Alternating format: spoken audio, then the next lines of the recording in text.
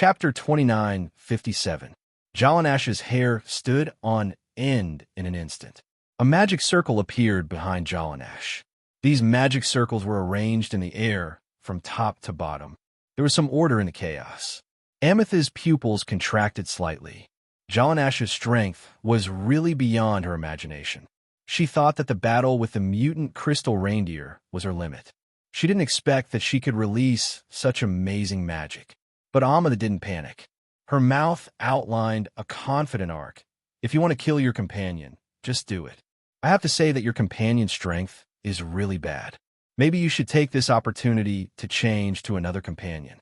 It seems to make sense. Jallanash nodded. What? In the next instant, all the magic arrays burst forth with countless spells. All kinds of elemental magic were shot out as if they were free. Water element, ice element, fire element, earth element, lightning element, wind element. Jallanash's magic covered the entire area. Every magic circle behind her was like a continuous firing battery. Everything within a radius of hundreds of meters was covered and attacked. Not good. Defend. Ameth finally couldn't maintain her elegant calmness. There were roars everywhere. Smoke and roars were wantonly destroying and destroying. Dewick quickly avoided a magic attack. But the next moment, he suddenly saw Jallanash rushing in front of him. Dewick's face couldn't help but show a grin, even though he was carrying Nar with one hand. Elemental magic like Jallanash was his most troublesome enemy. It was difficult for his strong body to resist this kind of elemental attack. But he didn't expect Jallanash to approach him. It was not a wise choice. Dewick roared. His right arm suddenly turned black and smashed straight at Jallanash. Jallanash also raised her right arm, but her right arm turned into ice crystals. She directly took Dewick's punch. Dewick felt a piercing pain.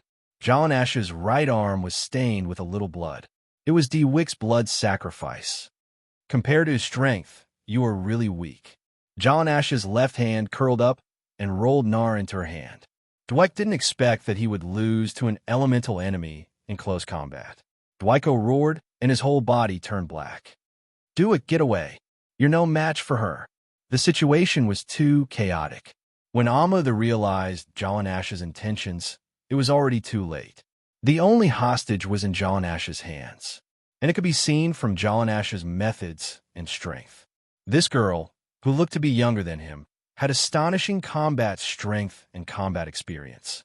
Such an opponent, if given sufficient preparation, would definitely be a huge threat.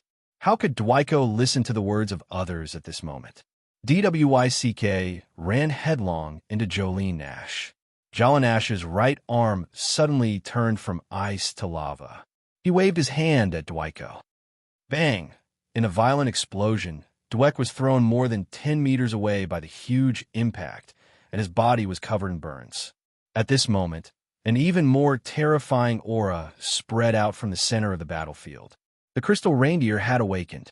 It had completed its transformation, and its entire body had turned into a red crystal. It was like a perfect work of art. It was so pleasing to the eye and so full of danger. Jallanash instantly felt a huge pressure, and her body fell from the sky uncontrollably. Perfect! Flame Treader. Kill her. Ameth finally regained her pride. Jallanash's face changed. She felt the pressure from the crystal reindeer. She was not unfamiliar with this kind of pressure. This was a domain. Jallanash knew that she could never defeat an enemy of this level. The mutant crystal reindeer moved at an extremely fast speed. When Jallanash reacted, the crystal reindeer had appeared in front of her. Whoosh! Jallanash looked down at her abdomen, which had been pierced by the crystal reindeer's horn. Jallanash spat out a mouthful of blood. Jallanash grabbed the crystal reindeer's horn. Freeze! In an instant, a terrifying frost poured out from Jallanash's palm. In a very short time, the crystal reindeer was frozen into ice again. But soon, cracks appeared on the ice. It was obvious that this move could no longer seal the crystal reindeer. But even though it was only a few seconds, it was enough. Jallanash grabbed Nar and leapt into the air. Ameth obviously wouldn't let this enemy escape. She raised her palm and aimed in the direction Jallanash escaped. But in the next moment, a terrifying explosion occurred where Amada was standing. Amethyst's heart jumped, and she quickly retracted her hand to ensure that she wouldn't be affected by the impact. When she looked at Jalanash again, she had already disappeared into the night sky. Damn! Amethyst's face darkened. That woman was too strong, and her experience was terrifying. She really didn't know how this person was trained. Even in such a short and dangerous situation, she could still analyze calmly and arrange a backup plan. She knew that she was the biggest threat, so before escaping, she had secretly placed a time bomb next to her. When she tried to stop her, she detonated this time bomb. Although she had the flame treader, that girl would still be a threat to her mission. Graham, find out who that girl is, Amada said. Amada was already worried about Jalanash. If she didn't have the flame treader on her side, they would probably suffer heavy losses. She alone was enough to suppress her side. In fact, before this, she had already fought against the incomplete flame treader. If she was at her peak, Amada wasn't confident that she could beat her alone. They both come from the Tylos family, once European nobles. They moved to the American continent 100 years ago. One of them is a genius of the Tylos family, and the other was banished because of her mediocre talent. Now, one of them is a member of the Supernatural Organization in Los Angeles. It's an international organization. Amada nodded. I didn't expect the Supernatural Organization to be something. No, Graham said. They're not famous in the supernatural world. They're even a joke, an organization that even the supernatural community can't deal with. How is that possible? That's the truth. In addition, the powerful woman just now is an exiled member of the Tyros family. The other girl we control is the genius of the Tyros family. Amethyst's eyes widened. She turned to look at Graham. Do we have a misunderstanding about the definition of genius? This is all the information I can find for now, Graham replied. Chapter 2958. We can't give them a chance to react, Amada said. It doesn't matter if the supernatural organization is really powerful or just one or two of them. Also, that woman must have escaped back to the organization. We'll wipe out their base. Amada said. She was not acting blindly. They didn't lose much, or rather, not much. Everyone maintained a certain level of combat power. Amada was confident that even in a head-on fight, they wouldn't lose. Plus, one of the enemy's strongest fighters couldn't fight anymore. Plus, with the sudden attack, they wouldn't be able to organize an effective defense. Help! In a daze, Aduz heard someone call for help. The next moment, he suddenly woke up and jumped up from his bed. Outside the metal door, an AR was supporting Jalanash, who was covered in blood. Shocked, Aduz hurriedly opened the door and helped an AR support Jalanash. What happened? Aduz asked. How did this happen? I don't know. I don't know what happened, an AR said and suddenly broke down in tears. Nar herself was also very confused.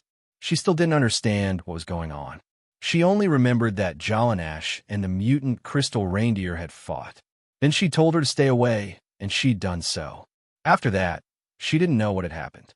When she woke up again, she'd been dragged into the air by Jalanash. Then she'd fallen with Jalanash. Luckily, Anar had woken up and didn't cause any problems. Then she'd stumbled back to the headquarters. Luckily, she still knew the way here. Anar explained with tears and snot all over his face. Aduz felt a headache coming on. Wait, I'll call the others. Aduz was a normal person. So, he didn't know how to deal with the current situation. He didn't know how to save people either. Just then, a gust of cold wind blew. Pamela appeared first. What happened to Jalanash? Why is she so badly hurt? Aduz and Nar couldn't tell either. Pamela's head hurt too. Forget it, Aduz. Tell the others. I'll stabilize her injuries. Pamela pulled back Jocelyn Nash's shirt. Jocelyn Nash had a horrible wound on her stomach. Pamela spat out a mouthful of cold air at Jallanash's wound. Mr. West, Jallanash is hurt. She's badly hurt, and we don't know what's going on. Should you come and take a look? All right, I'll be right there. Do you need me to inform the guild leader? Not for now, West said. Help me inform Gaia, Halleys, and Elite. West regarded Chun Zhao as a nuclear weapon. They couldn't just deploy the nuclear weapons without knowing anything, right? Gaia glanced at the time. 3 in the morning. All right, although I don't really want to wake up at this time. But from what Adu said, the situation seemed urgent. Gaia quickly washed himself to wake up. He immediately drove the car out of the garage. The phone rang again. It was Hallie's. Hey, Helios, did you get Adu's call too? Yes, I'm already on the road into the forest. I'll be there in about 10 minutes. Just then, a beam of red light suddenly hit Gaia's car. A fireball sent Gaia's car into the sky. Then it crashed heavily onto the ground. Gaia stood up from the flames. He was still holding the phone in his hand. Okay, maybe 10 minutes isn't enough. I'll hang up first.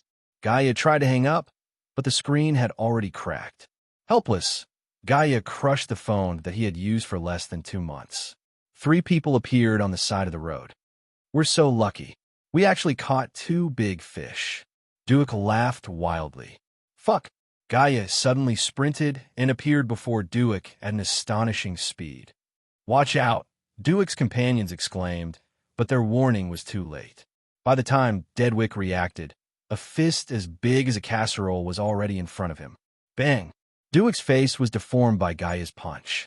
But to Gaia's surprise, the man in front of him didn't fall. Under normal circumstances, that kind of deformed head would be seriously injured even if he didn't die. But this man was still standing. What surprised Gaia even more was that Duke's deformed face was constantly returning to normal. What great strength, what a heavy fist. Duke was also amazed by Gaia's terrible punch. Not dead? Is it because I just woke up in a bad state? Gaia looked at Duke doubtfully. Female T-Rex. I won't make the same mistake a second time. It seems that I need to show my true strength. As he spoke, Duke's body turned black again. Duke also sprinted and punched. Gaia moved the joints of her right hand. Looking at the oncoming Duke, she raised her fist to meet it. Bang! Duke's whole body was sent flying. Gaia didn't move. Dwiko's 2 companions saw that Dwiko was defeated by the opponent. They immediately launched an attack on Gaia.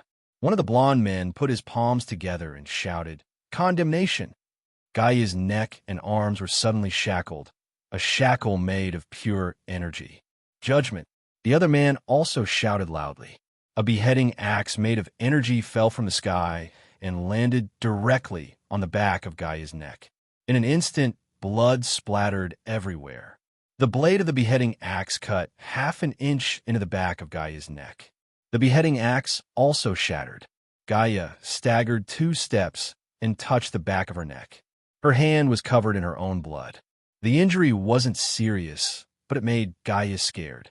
If the opponent was just a little bit stronger, she would have been beheaded. Damn, even Judgment couldn't cut off his head.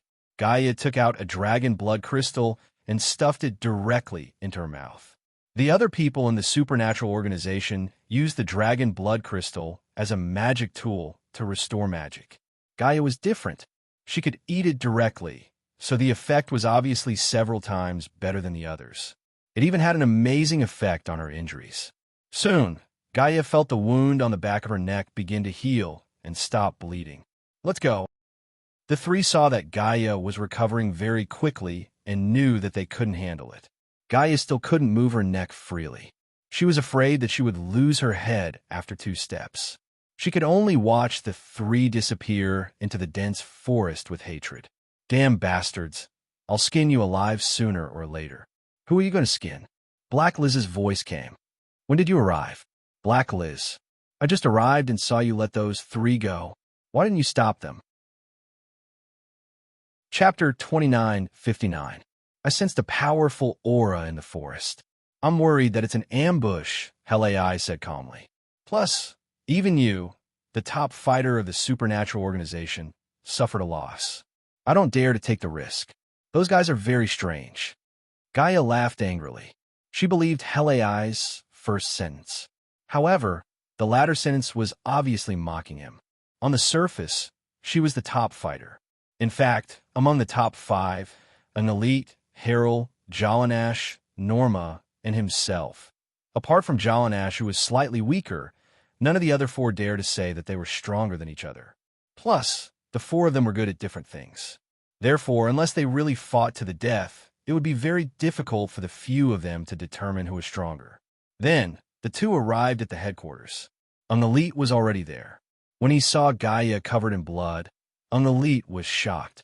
Gaia, what happened to you? I was attacked on the way, Gaia said angrily. Where's the enemy? He ran away. Gaia was even more annoyed. After a while, West's car arrived. Damn, I was attacked on the way, West said with a dark face. This is war. War. West was actually as strong as anyone in the organization, but he wasn't good at attacking. After knowing that Gaia had been attacked and was injured, West was suddenly not angry. At least he wasn't hurt and his car wasn't damaged. Thinking that Gaia's Hummer was ruined, West felt much better for no reason. At the thought of Gaia's Hummer being scrapped, West felt a lot better for some reason. After a while, Norma arrived as well. More accurately, she was attacked. But before the enemy attacked, she put them to sleep. However, before the other party could launch an attack, she put him to sleep first. Of the 5 captains, except for the seriously injured Jolanash, the other 4 were all there. West, do you know who they are? West shook his head. I'm afraid only Jolanash knows something, but she's unconscious. I came into contact with them and injured one of them. That person is an enhancer. His strength is only average, but he has an amazing regenerative ability. I don't know if it's because of his unique magic or if it's because of some other reason. Also, 2 of them are using very special magic. It feels very similar to the Cross Church, but I don't feel the power of holy light. There's a very terrifying existence among them. I sensed a faint aura just now, Helei said. Really? Gaia asked in surprise. Harold looked at Gaia. Do you think I'm joking? All right. Wes couldn't help but frown. What's the level of that terrifying aura? I don't know. It's possible that he has reached or is close to the level of Kong Mosa, who once besieged us.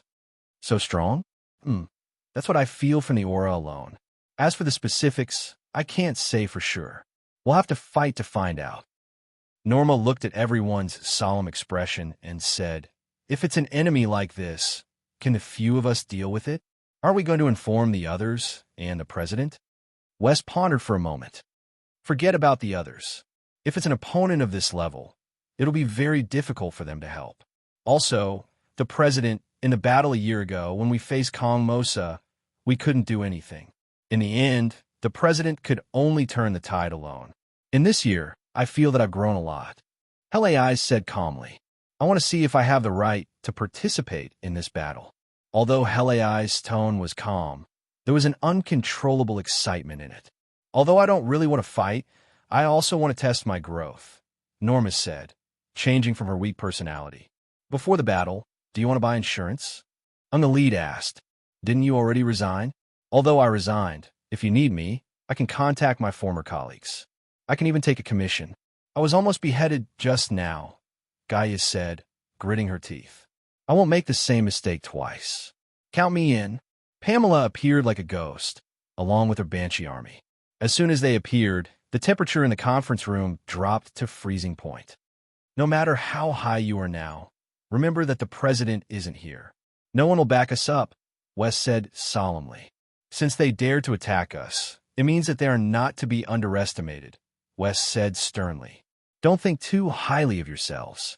Gaia is a good example. A few lads who are much weaker than her nearly beheaded her. West, can you not use me as an example? Gaia felt that the previous attack was likely to be a black mark on her life. Dedwick, Longsa, Davis, the 3 of you failed? Yes, we met a big woman. The first time Dedwick fought with her, he was forced out of his incarnation. Davis and I jointly released Judgment of Crime. She actually took our attack head-on and didn't die. Then she took a potion to quickly suppress her injuries. We could only retreat, Longsa said. How strong is the big woman compared to the previous elemental witch? It's hard to compare. That big woman probably didn't use her full strength.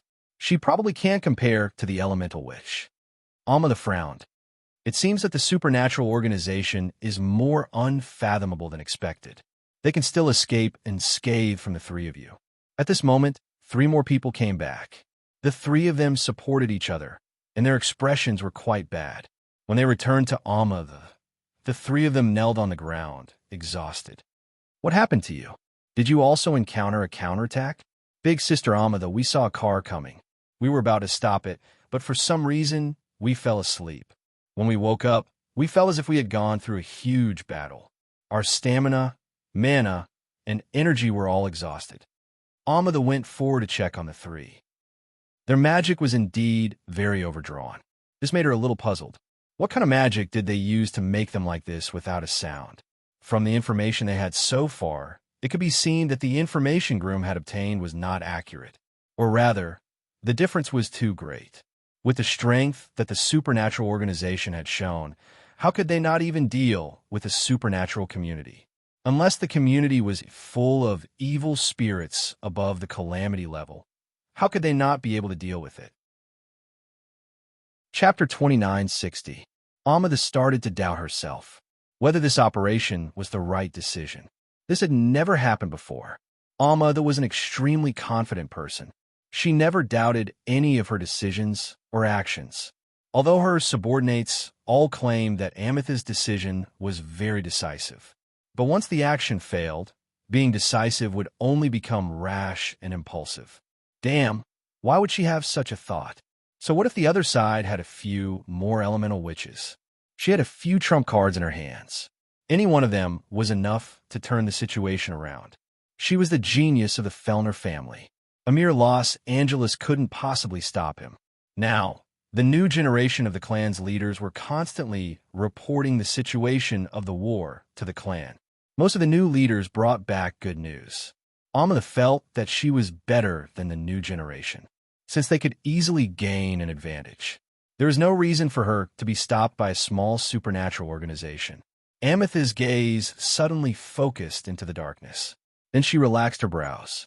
It seemed that she didn't have to worry about it anymore. The other side was here.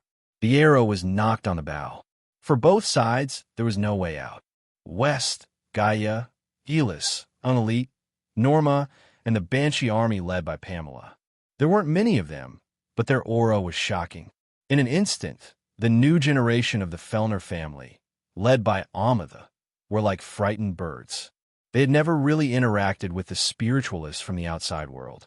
Other than Amada, most of them were just noobs with abilities. Silence. Amada scolded with a frown. She had to admit that compared to the supernatural organization's imposing formation, their side was indeed a bit messy and uncoordinated. But Amada wasn't worried. She had her trump cards, and the new generation she led didn't lack strength. They just lacked experience. Perhaps this battle could transform them. Remember what you learned in the family. Those things can help you survive and defeat the enemy. West walked out slowly. Young man, you definitely don't know what you're facing. That's not good. Amada sneered at West. You don't know what you're up against. The last guy who used his seniority to talk to me like this has been burned to ashes. One arrogant young man. West, I think we should make a move now. Your opening speech has made us feel inferior to the little guys on the other side. But before West could give the order for an all-out war, Amada couldn't hold it in any longer. Kill them. These were the new generation of Felix. When they heard Amethyst's extremely arrogant words, their blood was already boiling. At this moment, they could not hold back their soaring fighting spirit. At Amethyst's command, they all rushed to the battlefield. West and the others looked at each other. West said quietly, "Which one of you wants to do it?" Hallie took a step forward. She looked younger than everyone present. She seemed to be underage. Amada was a little uncomfortable with the goth girl in front of her when she saw Helith walking forward. He didn't know why, but he just felt uncomfortable. But on second thought, this goth girl was so young. How strong could she be? Hallie slowly raised her right arm. The darkness in the forest started to awaken. The unclean dead were awakened. They had rotting or decaying bodies. Green flames of the netherworld burned in their eye sockets. Hallie's was like the Lady of Death. The aura of death turned into her wings and lifted her into the air. The army of death had gathered and was just waiting for her order. The new generation of Felix, who had been burning with fighting spirit just a moment ago. Now they were like ducks that had been caught by the throat. The clamor and cheers came to an abrupt halt. Amada widened her eyes and looked at Hallie's in shock. She looked at the endless army of death around her. Necromancer. The goth girl wasn't just a necromancer. She was also a terrifyingly powerful necromancer. Compared to Jalanash, this was even more shocking. "Let these little guys become one of you," Harold coldly ordered. Amanda finally could not sit back and watch. She had thought that her subordinates were strong enough. They just lacked experience. But now she understood. Compared to the guys on the other side, they were indeed not strong enough. They were indeed lacking in strength. Compared to those fellows on the other side, they were still too far behind. The new generation struggled to resist the army of death. The first wave of skeleton soldiers didn't pose much of a threat to them, but it still gave them a lot of trouble. They couldn't advance or retreat. They could only keep smashing the skeleton soldiers. The skeleton soldiers couldn't cause them any casualties. They could only consume their magic power. Amanda took out a cane and raised it high. She shouted, "Source Awakening." From the sapphire embedded at the top of the cane, a light wave bloomed. The light wave didn't have any killing power, but it instantly restored the magic power of the new generation that was touched by the light wave. "Hallies, looks like your consumption plan didn't work," Gaia said. Hallie shrugged. She didn't expect this move to decide the outcome. She was just testing the other side's strength. In the past, this Death Kingdom could be considered her ultimate move. Now, it was basically a second-line move. Gaia took a step forward. Amanda noticed Gaia's action immediately. She remembered that DWYCK and the other two talked about the big woman they met. It should be this woman. How would she attack? She should be an enhancer, right? Gaia suddenly launched a charge. Sure enough, it was an enhancer. But Gaia's body suddenly changed halfway. Roar! A loud dragon roar resounded through the forest. Amethyst's pupils suddenly shrank. Dragon. A giant dragon. Although it looked like a young dragon. But it was enough to make people's scalp tingle. DWYCK, Longsa, and Davis were busy dealing with the skeleton soldiers around them at the moment. When they saw Gaia transform into a giant dragon, they almost peed their pants. They actually went to snipe a giant dragon. Furthermore, he had almost beheaded the dragon. If they had succeeded in the end, it would have been enough for them to brag about for the rest of their lives. But now they were only glad that they ran fast just now. Otherwise, they would never be able to leave. After Gaia transformed into a giant dragon, she rushed directly towards Davis. Obviously, Davis had almost beheaded her just now. Gaia couldn't take this matter to heart. Amanda was completely speechless. What was going on with them? Why were there so many top combatants? This was North America, the weakest region in the supernatural world. Chapter 2961. But Amanda didn't have time to think. If she hesitated for one more second, Davis would die under Gaia's claws. Pointing her wand at Gaia, a purple light burst out. Gaia seemed to sense the threat. It immediately turned its head and spat out a dragon breath. The breath collided with the purple light. In an instant, it was as if the stars had shattered. Everyone lost their vision in an instant. Amanda also lost her sight temporarily, but she didn't panic. Instead, she stayed vigilant. At this moment, she suddenly saw a ball of green flames ignite not far away. Amanda was shocked. She saw it clearly. It was two nightmare beasts descending from the sky, and the two nightmare beasts were being held by one hand. Norma was riding on a carriage, riding on the two nightmare beasts. Amethyst's expression became even more serious. It was a rare encounter. Today, all of them had gathered together. All kinds of monsters had gathered together today. The sound of hooves in the sky was crisp and pleasant. It was clearly the sound of hooves, but it sounded like some dreamy music. Amanda felt her eyelids getting heavier. Not only her, but the younger generation of the Felix family was the same. They all started to feel sleepy and tired. Suddenly, Amanda felt a surge of power in her hand. Amanda woke up in an instant. How could she lose so much magic power? Even the wand in her hand transferred magic power to her. If she wasn't holding the wand of origin, she probably wouldn't even realize that her magic power was gone. Fear rose in Amethyst's heart. This nightmare beast was too terrifying. It had silently hypnotized her. Amanda hurriedly raised her wand and chanted, "Wake up, brothers and sisters. If you don't want to sleep forever, wake up." The wand in Amethyst's hand released even more magic power. which instantly flowed into the bodies of the younger generation. All the younger generation woke up from the dream. West looked at the wand in Amethyst's hand from afar. That thing is a divine artifact, right? Unalite nodded. It should be. Even from so far away, I can feel the majestic magic power on it. We have to find a way to restrain that thing. Otherwise, this battle will be difficult.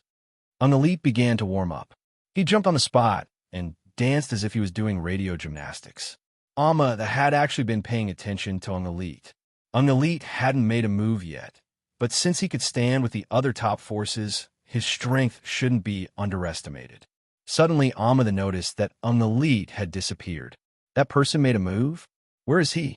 Amethyst's eyes swept across the battlefield. No, he's not there either. Where is he hiding? In the next instant, Amma suddenly felt her hands empty. The Wand of Origin? English had returned to West's side. He had already stolen the Wand of Origin. How do you use this? Can you use it? Unalite tossed the Wand of Origin to West. West fiddled with it for a while and shook his head. I can't use it.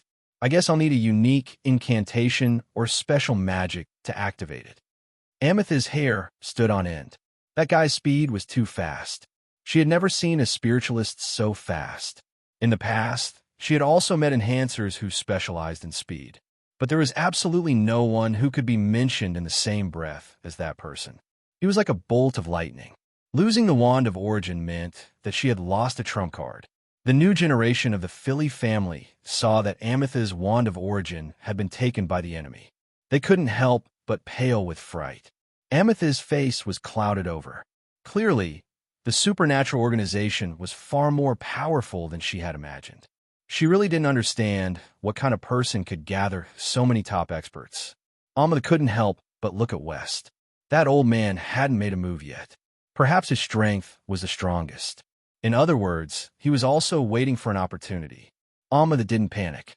Although the enemy had taken the Wand of Origin, he didn't know how to use it. And her trump card wasn't just the Wand of Origin. Amma took out 3 gems. The first one was red. Amma flicked her finger. The moment the red gem landed on the ground, the surrounding air instantly became scorching hot. Flame Treader. Wrapped in flames, it charged over. At the same time, it had a powerful domain. The appearance of the Flame Treader caused the expressions of everyone in the supernatural organization to change. The demon horn on the Flame Treader's head suddenly shot out a beam of red light. The next instant, dozens of extremely cold frost shot out. Pamela and her Banshee army had attacked. Amma frowned again. She had to admit that she had encountered too many surprises tonight. She had thought that Pamela and the others were just ordinary evil spirits, perhaps at disaster level. She hadn't expected these spirits to be so strong, especially Pamela. When she didn't attack, she was nothing special. But when she attacked, she was at the limit of disaster level.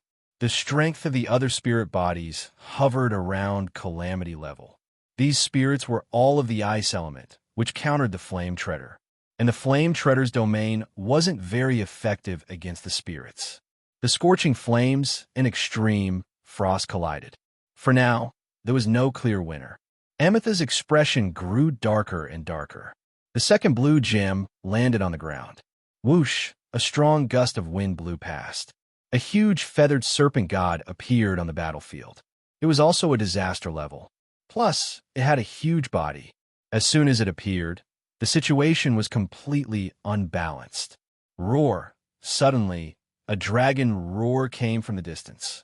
A huge shadow descended from the sky. Sabonis appeared. Without a word, it charged at the feathered serpent god. The two beasts were about the same size, but Sabonis was clearly stronger. His Firebird domain also countered the feathered serpent god. Amma turned pale with fright. What was going on? Why did the supernatural organization have such terrifying combat power? Even a dragon had appeared. And this dragon wasn't Gaia's baby form. This was a real dragon, and an adult one at that. That extremely strong body. The Firebird domain was even more oppressive than the Flame Treader's domain. And the dragon breath, which proved that dragons were invincible. Even the feathered serpent god could only be pressed against the ground against Sabonis. Sabonis was an earth element giant dragon, and his body was larger than other elements of the same element, and he was also the most powerful among the other elements. In addition, during this period of time, he had more or less eaten a few Dragon Balls of the same species. Although it didn't give him a qualitative leap, his strength had increased a lot. Amada knew that she couldn't wait any longer. The opponent's big boss hadn't made a move yet, and the current situation was very unfavorable for her side.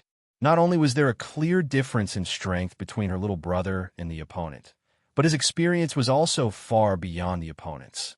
Both the Flame Treader and the Feathered Serpent God had met their match. The Flame Treader had the upper hand, but it was difficult to win. But that dragon had a huge advantage against her Feathered Serpent God. It probably wouldn't be long before it was completely defeated. Amada threw down the third gem. Top. Chapter 2962. The third gem glowed with a blue light. Lion head, lion body, dragon horns, eagle beak, eagle wings, eagle claws, and scorpion tail. A 10-meter-long griffin appeared in front of them. The griffin also released a powerful domain, another disaster-level creature. It was even more powerful than Flame Treader and Quetzalcoatl. It was said that griffins had dragon blood. However, they feed on dragons. Just by looking at its size, an adult griffin would be more than 10 meters long. An adult dragon was 100 meters long. The two were almost disproportionate. But griffins were the natural enemies of dragons. The griffin's claws could easily tear through dragon scales. The scorpion tail was also highly toxic and could paralyze dragons. Sabonis bristled as soon as the griffin appeared. He also felt a great threat. At this moment, West finally made a move. In fact, he hadn't done anything earlier because he wanted to intimidate the enemy. But he couldn't hide in the back anymore. Seeing West's movement, Amethyst's heart tightened. Was the enemy's big boss finally going to make a move? The griffin tried to attack Sabonis as soon as it appeared, but West clenched his fist. Instantly, the griffin froze in midair. Amethyst's expression changed. He was indeed strong. He could control the griffin's movements. West gritted his teeth. He was going all out. Indeed, it was too much. West wore 5 rings on his other hand. Magic power recovery, magic enhancement, spell enhancement, casting acceleration, and magic power amplification. Amada suddenly sensed danger. Clang. Amethyst's magic shield had just been set up when it exploded. An elite appeared not far away from Amada. An elite dropped the dagger that had lost a corner and drew a similar dagger from his waist, the Dragon Tooth Dagger. Amazing. What kind of defensive spell is this? Amada was also shocked. She had the Immortal's protection. What was an immortal? It was literally an unbreakable protection. In the past, a powerful spiritualist called the Immortal had created this spell. This Immortal had been competing with defensive magic all along. He knew how to make his spells indestructible. The Immortal's protection was his proudest defensive spell. Of course, it was not that the Immortal's protection could not be destroyed, but it needed to be more than 10 times stronger than the spellcaster to shatter it.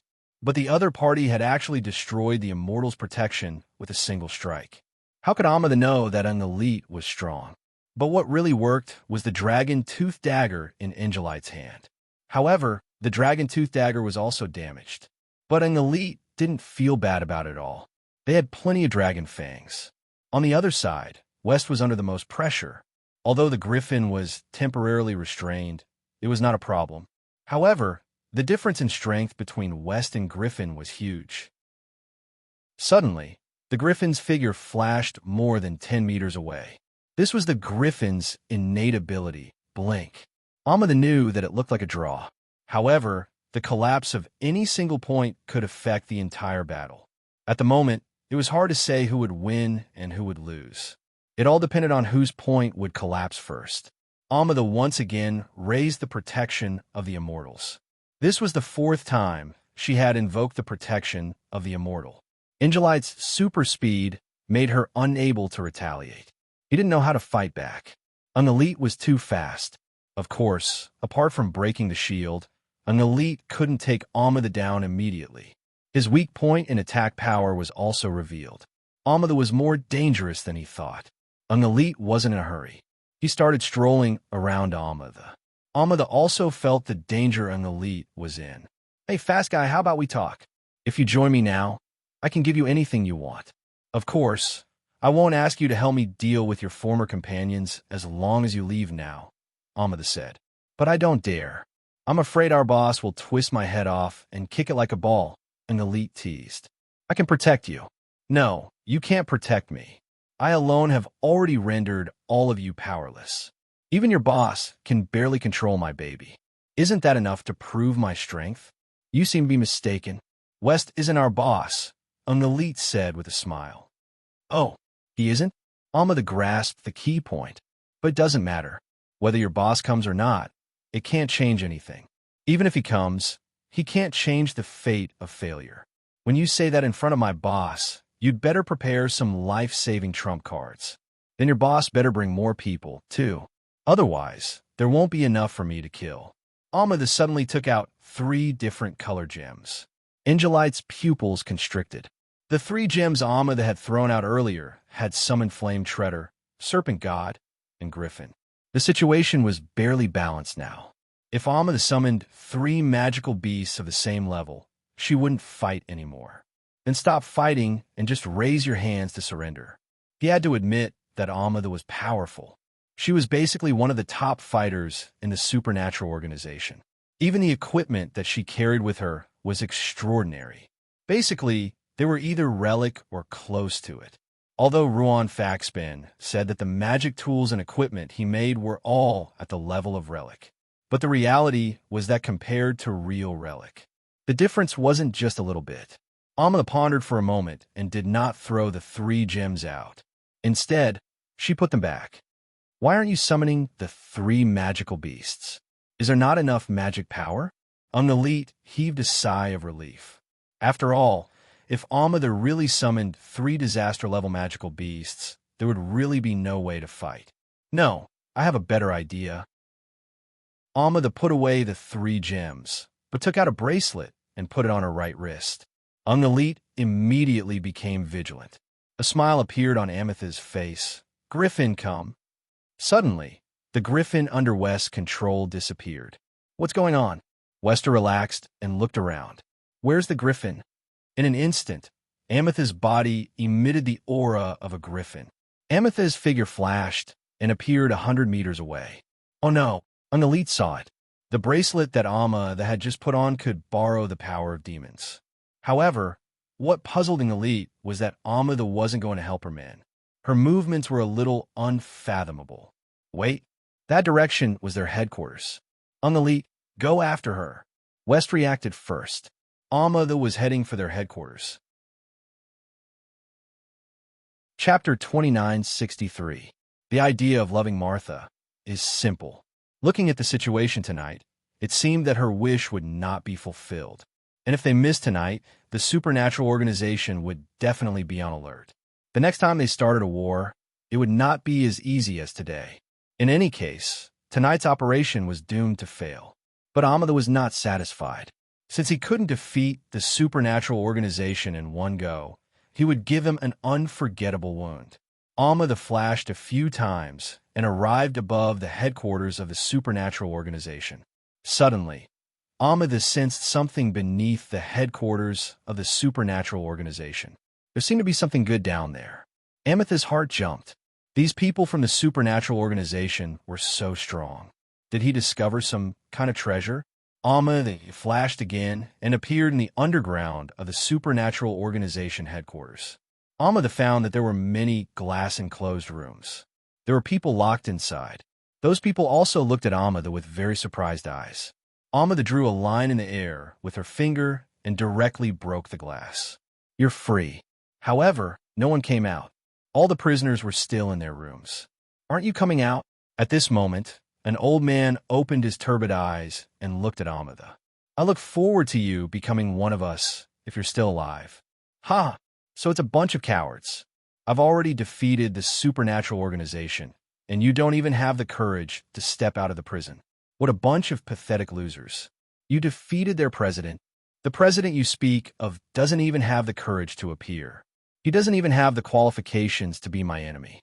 Amada said arrogantly, forget it. The door has already been opened for you. Whether you leave or not is your own business.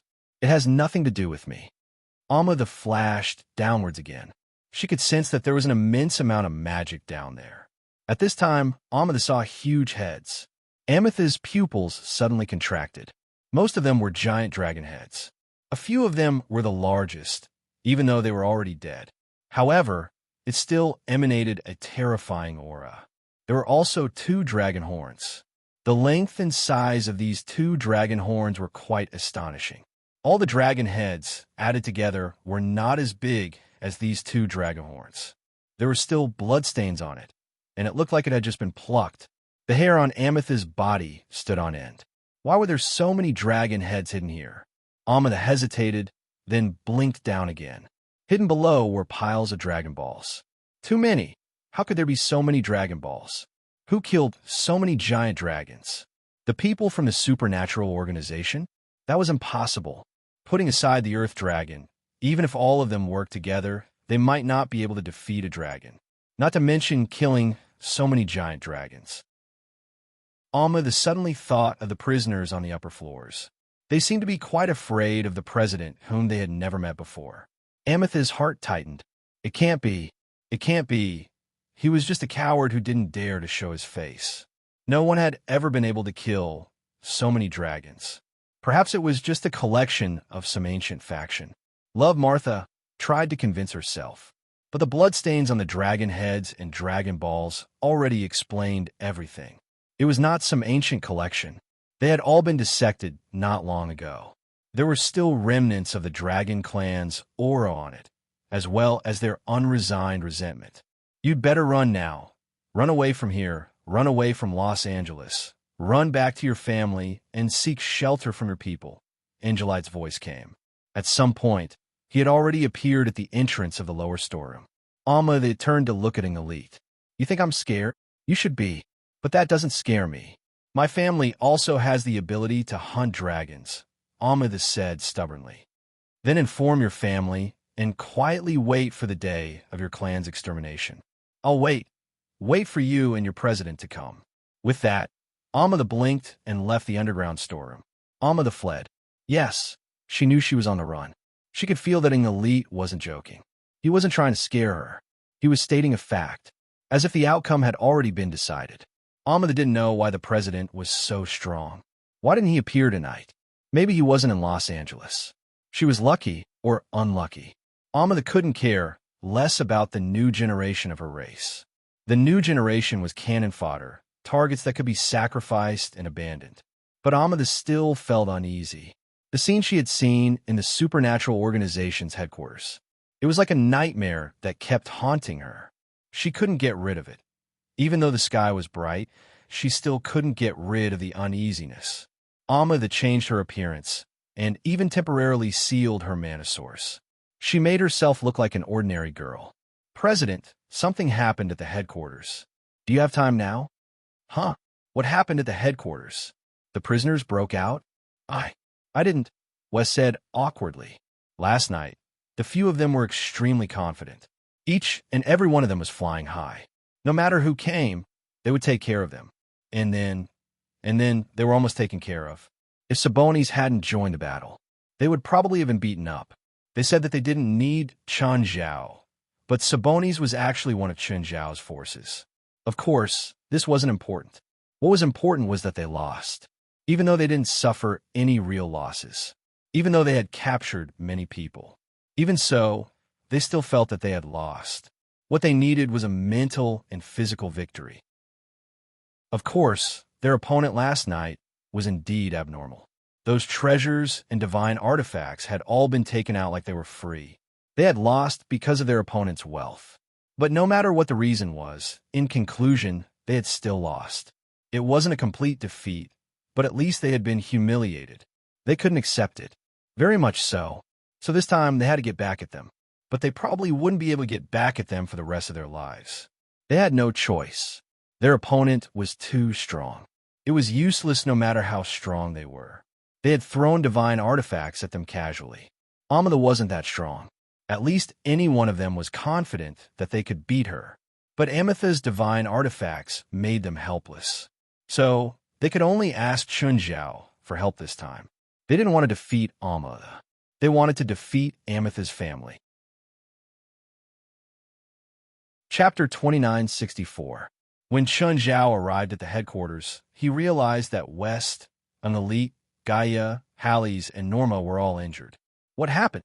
Chun Zhao and the other members who had just arrived at the headquarters were all confused. They had no idea what was going on.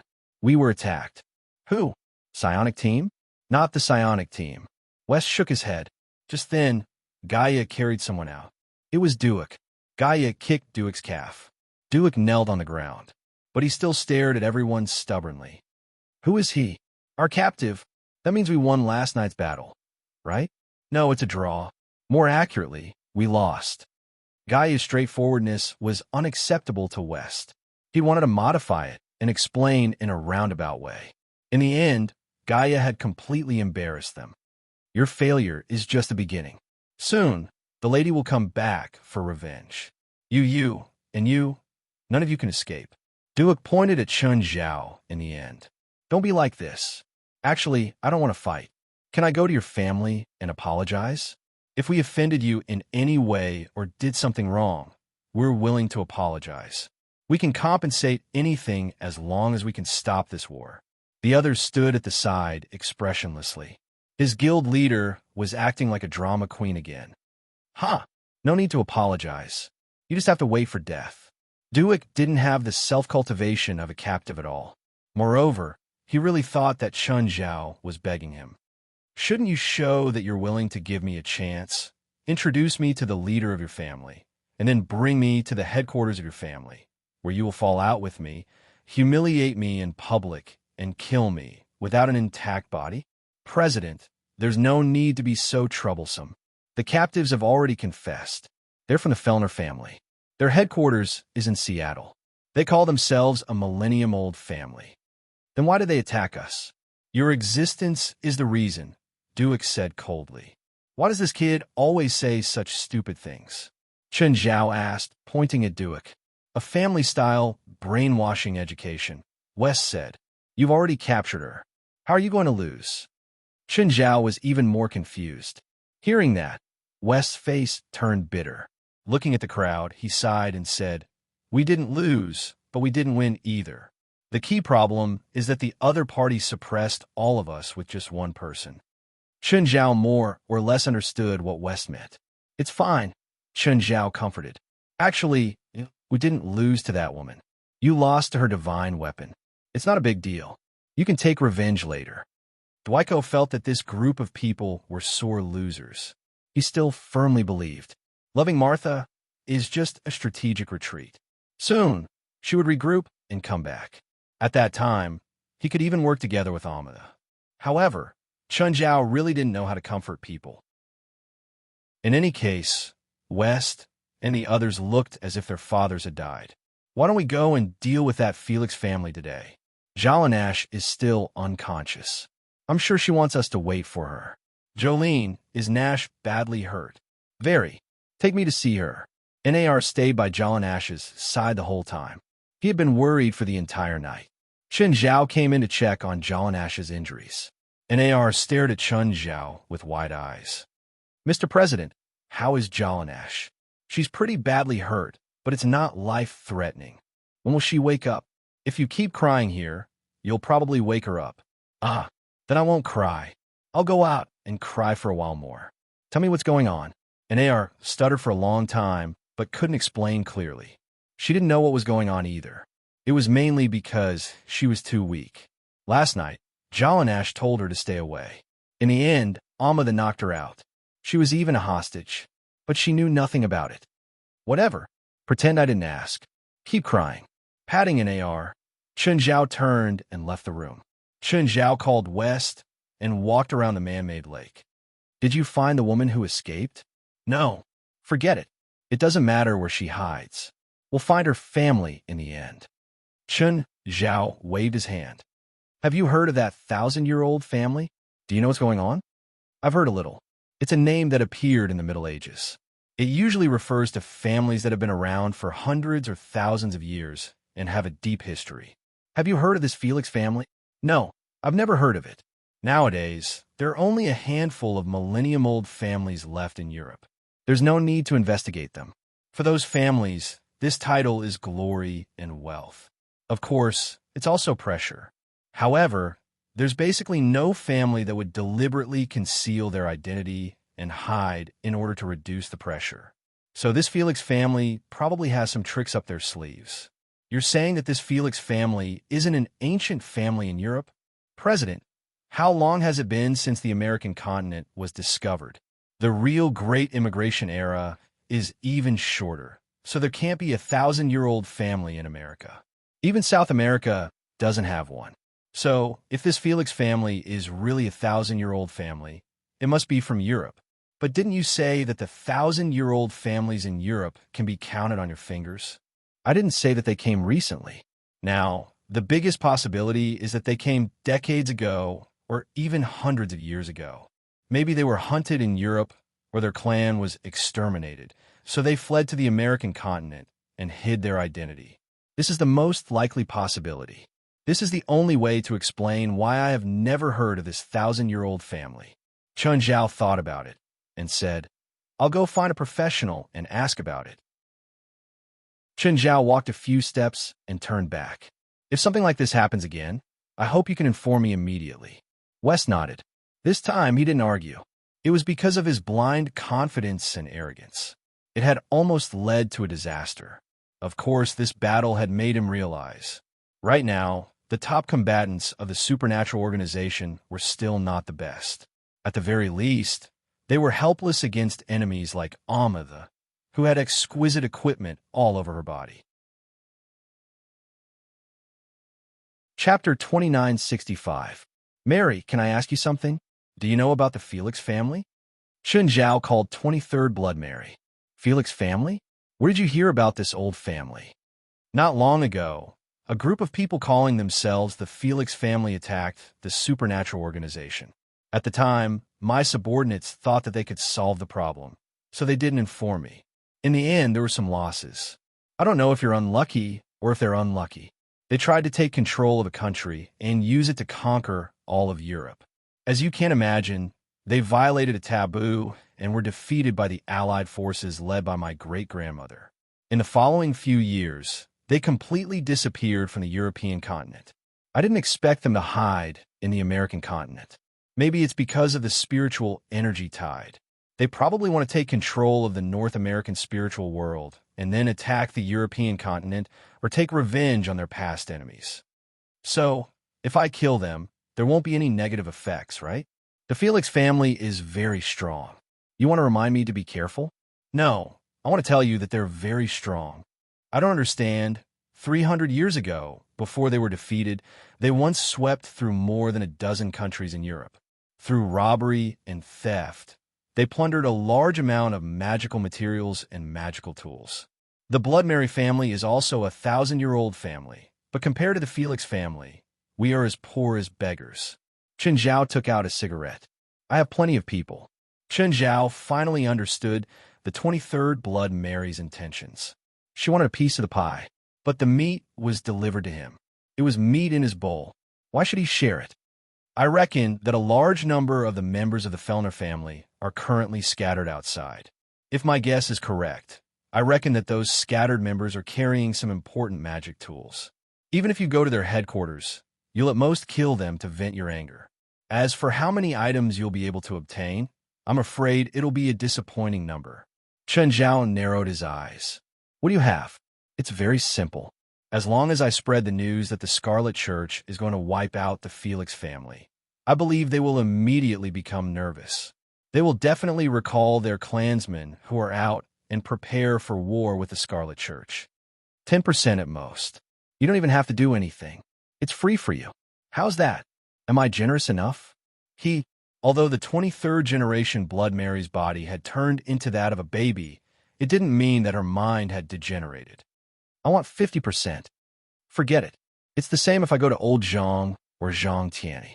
Their asking price won't be as harsh as yours. I can also send someone to help. Chun Zhao rolled his eyes. You sound like I can't handle it. Mary, the 23rd Blood, would never doubt Chun Zhao's strength. After all, Chun Zhao was the first Ascendance-level powerhouse in history. Moreover, Chun Zhao was different from others. He was a pure battle maniac. Back in the Shang-Qing territory, he possessed unparalleled battle prowess. Now, he had become an Ascendance realm expert. His combat strength would probably reach an unimaginable level. Sometimes, Mary, the 23rd generation Blood Mary, even regretted it. She had become a deity, but she was still a dabbler. Her combat strength didn't drop, but she didn't dare to use her full strength because she was a dabbler. Instead, Chun Zhao found a way to break through Shang-Qing after she became a deity and successfully reached the upper limit. Although she could use some of the theories and experiences Chun Zhao had provided, she couldn't improve completely according to Chun Zhao's path. But this thought only flashed by. Mary, the 23rd generation Blood Mary, had thought about the decision to become a deity carefully. No matter how bad it was, it could at least extend her life. But if she didn't become a deity, she definitely wouldn't have the chance to reach Ascendance realm according to Chun Zhao's method. In this situation, the choice wasn't so difficult. The Felix family might still have some power. However, it was impossible for him to preserve his peak strength. So, the result of fighting Chun Zhao was obvious. Even a Felix family at their peak, they probably couldn't fight against someone of another level even if they gathered all their power. Just how strong was Chun Zhao? Mary, Zhang Tianyi, and Bifla had all guessed before. But before seeing Chun Zhao in action, they couldn't imagine it at all. Bifla isn't famous and might not attract the Felix family's attention. Celestial Master Zhang is too famous. He's not called the top person in the spiritual world for nothing, Mary said. The 23rd generation Blood Mary said, if Zhang Tianyi was allowed to spread the news, I reckon that the family wouldn't gather their forces to fight back immediately. Instead, they would immediately disperse, just like they did hundreds of years ago. It's also possible that they would lie dormant for hundreds of years. There's only me and the Scarlet Church. Back then, the Blood Mary family and the Scarlet Church were the main forces against the Felix family. So the Felix family must have a deep-rooted hatred for us. If I announce that I'm going to fight the Felix family here, I think the Felix family won't run away no matter what. They'll definitely use this opportunity to fight me. He had to admit that what Mary said made sense. Chun Zhao thought for a while. If it was just revenge, it didn't matter. It was the same with or without Blood Mary. But when he heard that the Felix family was very rich and had a deep foundation, Chun Zhao was tempted. West and the others had also said this before. The woman who attacked them. She threw out all her divine artifacts like they were worthless. She didn't even treat them like they were divine artifacts. Just a junior of the Felix family. She had so many divine artifacts on her. How rich was the entire Felix family? Chun Zhao had never been someone who treated money as dirt. Moreover, there were many things that money couldn't buy. Revenge didn't stop plundering. The Felix family had been conquering North America with the attitude of plundering. Now that Chun Zhao treated them with the same attitude, he naturally wouldn't have any psychological burden. 20%, Chun Zhao said. No more. 40%. If you don't agree, forget it. 20%. Blood Mary, don't forget that you still need my help. 30%, but I hope you can do your best for that. Fine, 30%. Chun Zhao still accepted the cooperation. 30% was his bottom line. Chapter 29:66. 3 days had passed. In these 3 days, everything seemed to have calmed down. Amma had been maintaining her disguise. She wasn't in a hurry to go back. She was worried that the supernatural organization would guard the main roads or the hubs out of the city. So, she had been hiding in Los Angeles. She had prepared this hiding spot in advance. No matter how confident she was, she would arrange an escape route for herself. This was her responsibility for her own safety. If possible, she hoped that she would never have to use it in her life. However, she also did not expect that she would have to use her hiding spot so early. Of course, she didn't go out at all. That would only make her stand out. She went shopping and to the supermarket every day, as usual. At the same time, she observed the situation in Los Angeles. She didn't feel anything different from usual. Los Angeles seemed very peaceful. Of course, it might also be because her information collection wasn't complete enough. But she really didn't feel any changes. It was as if the supernatural organization didn't do anything. But the more it was like this, the more panicked Amada became. She didn't even dare to contact her family. The new generation of those families must have been captured. Some of them must have leaked information about their families. Her information would definitely be leaked too. Perhaps even his phone was being monitored by the other party. It was possible. After all, the Felix family had such methods too. The supernatural organization was the local tyrant here. They even had a government background. It was very easy for them to get help from these communication operators. So, Amada even lost her phone. But without her phone, she couldn't contact her family. In order to maintain their secrecy, their families had a special way of contacting each other. If she could contact any random, unknown number, then the Felix family would have died long ago. Amada had been thinking about how to leave Los Angeles for the past few days. In the end, she decided to take a plane. LAX had a lot of people. There were hundreds of thousands of people coming and going every day. She wouldn't go to Seattle directly. She would fly to another area first and then go back to Seattle. That way, she wouldn't be tracked down. No news at all? No. That woman seems to have disappeared from Los Angeles. She probably escaped, Chun Zhao said. But never mind. I have to find her family anyway. She can run, but she can't escape the temple. President, when do we act? Jolene, how are Nash's injuries? She's awake, but she can't get off the ground. She also told us what happened that day. We received a request for help from the road administration. There were traces of magical beasts on one of the roads leading out of the city, and because of the magical beast attack, it caused a bus to roll over. 4 people died, and more than a dozen were injured. Zhao and Ash accepted this mission, but the magical beast was probably kept by that woman. She probably placed it there for some kind of ritual and transformation. He should be able to jump around in 2 days. Then he went to check on Zhao and Ash. Zhao and Ash's injuries were serious, but not fatal. Moreover, she had also performed emergency treatment after the incident, coupled with the timely rescue and Chun Zhao's personal treatment. Jolene Nash was clearly one of the impulsive Avengers. Therefore, in this revenge mission, no one would be missing, but she would not be missing. Of course, apart from her, all the members of the supernatural organization were excited. Even Aduz had said that this operation couldn't be done without him. Even Ruan Faxi was enthusiastic about his work. After all, the magic tools he'd made were actually inferior to others. How would he accept this? But there was nothing he could do about it. There were many materials in the warehouse of the supernatural organization's headquarters, but they were rather simple. Most of them were parts of the dragon's body. Dragon balls, dragon scales, and dragon horns were all materials for making divine artifacts. But they weren't the only materials.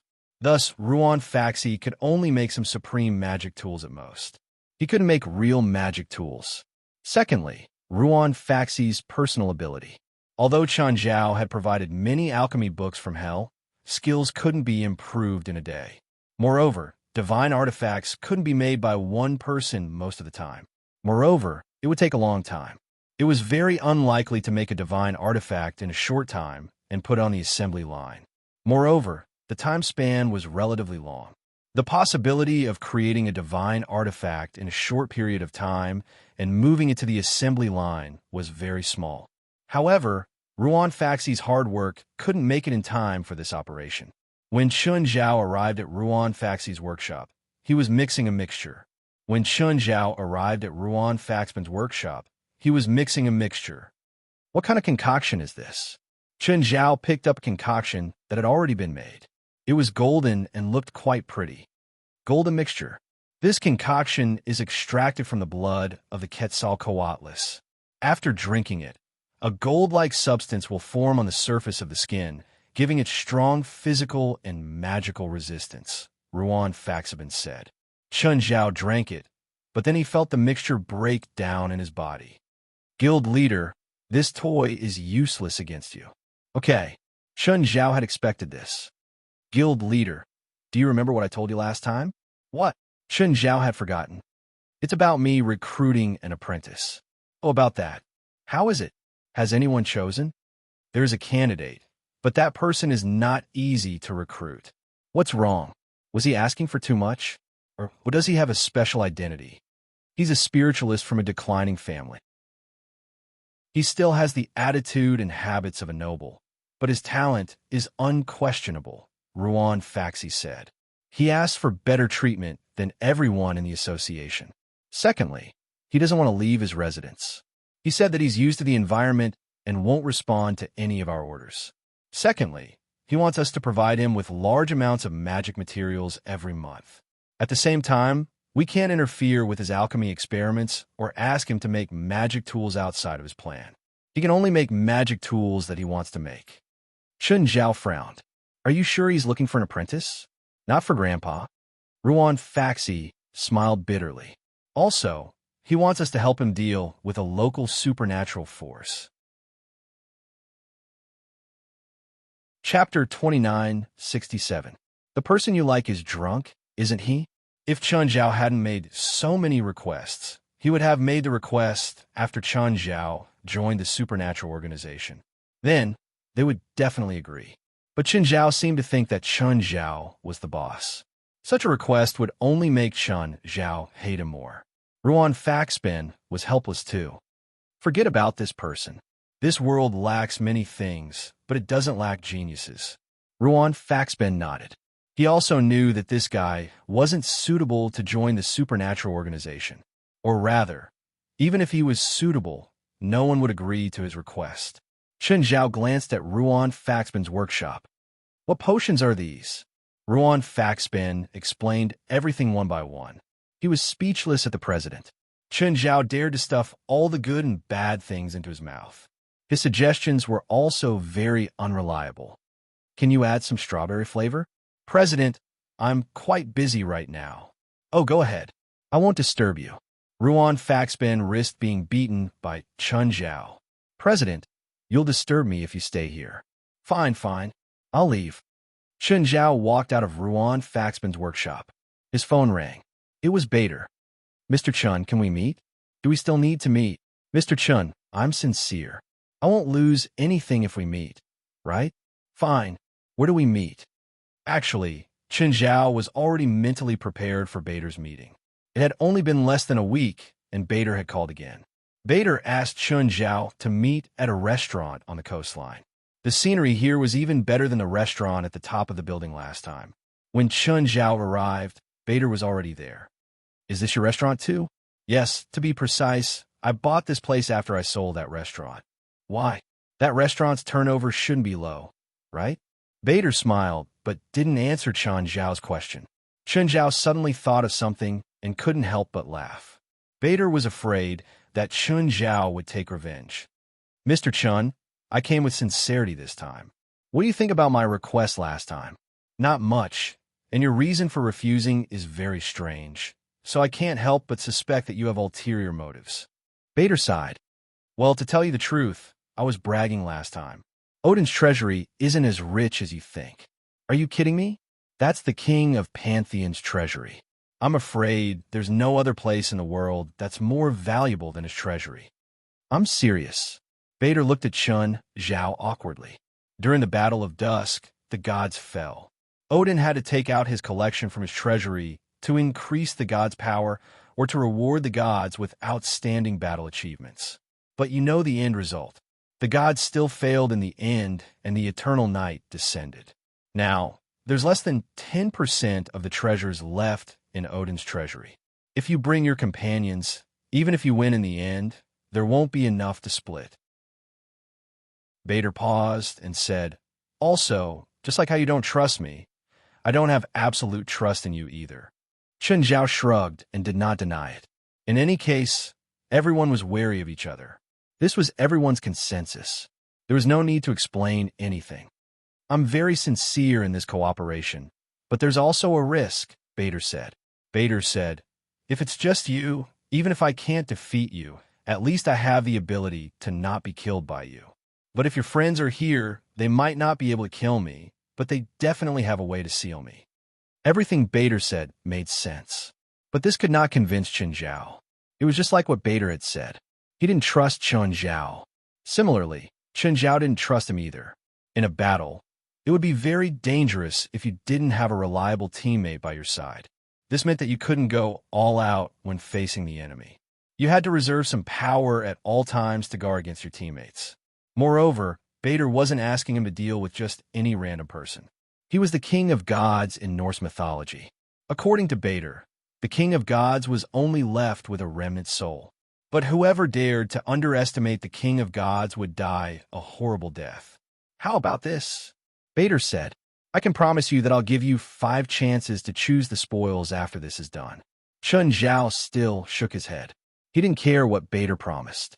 No matter what Bader promised, he couldn't change his mind. Seeing that Chen Zhao was still unmoved, Bader began to panic. I can give you a treasure in advance, Bader said. At the same time, he took out a bottle of medicine. What's this? Blood of gods.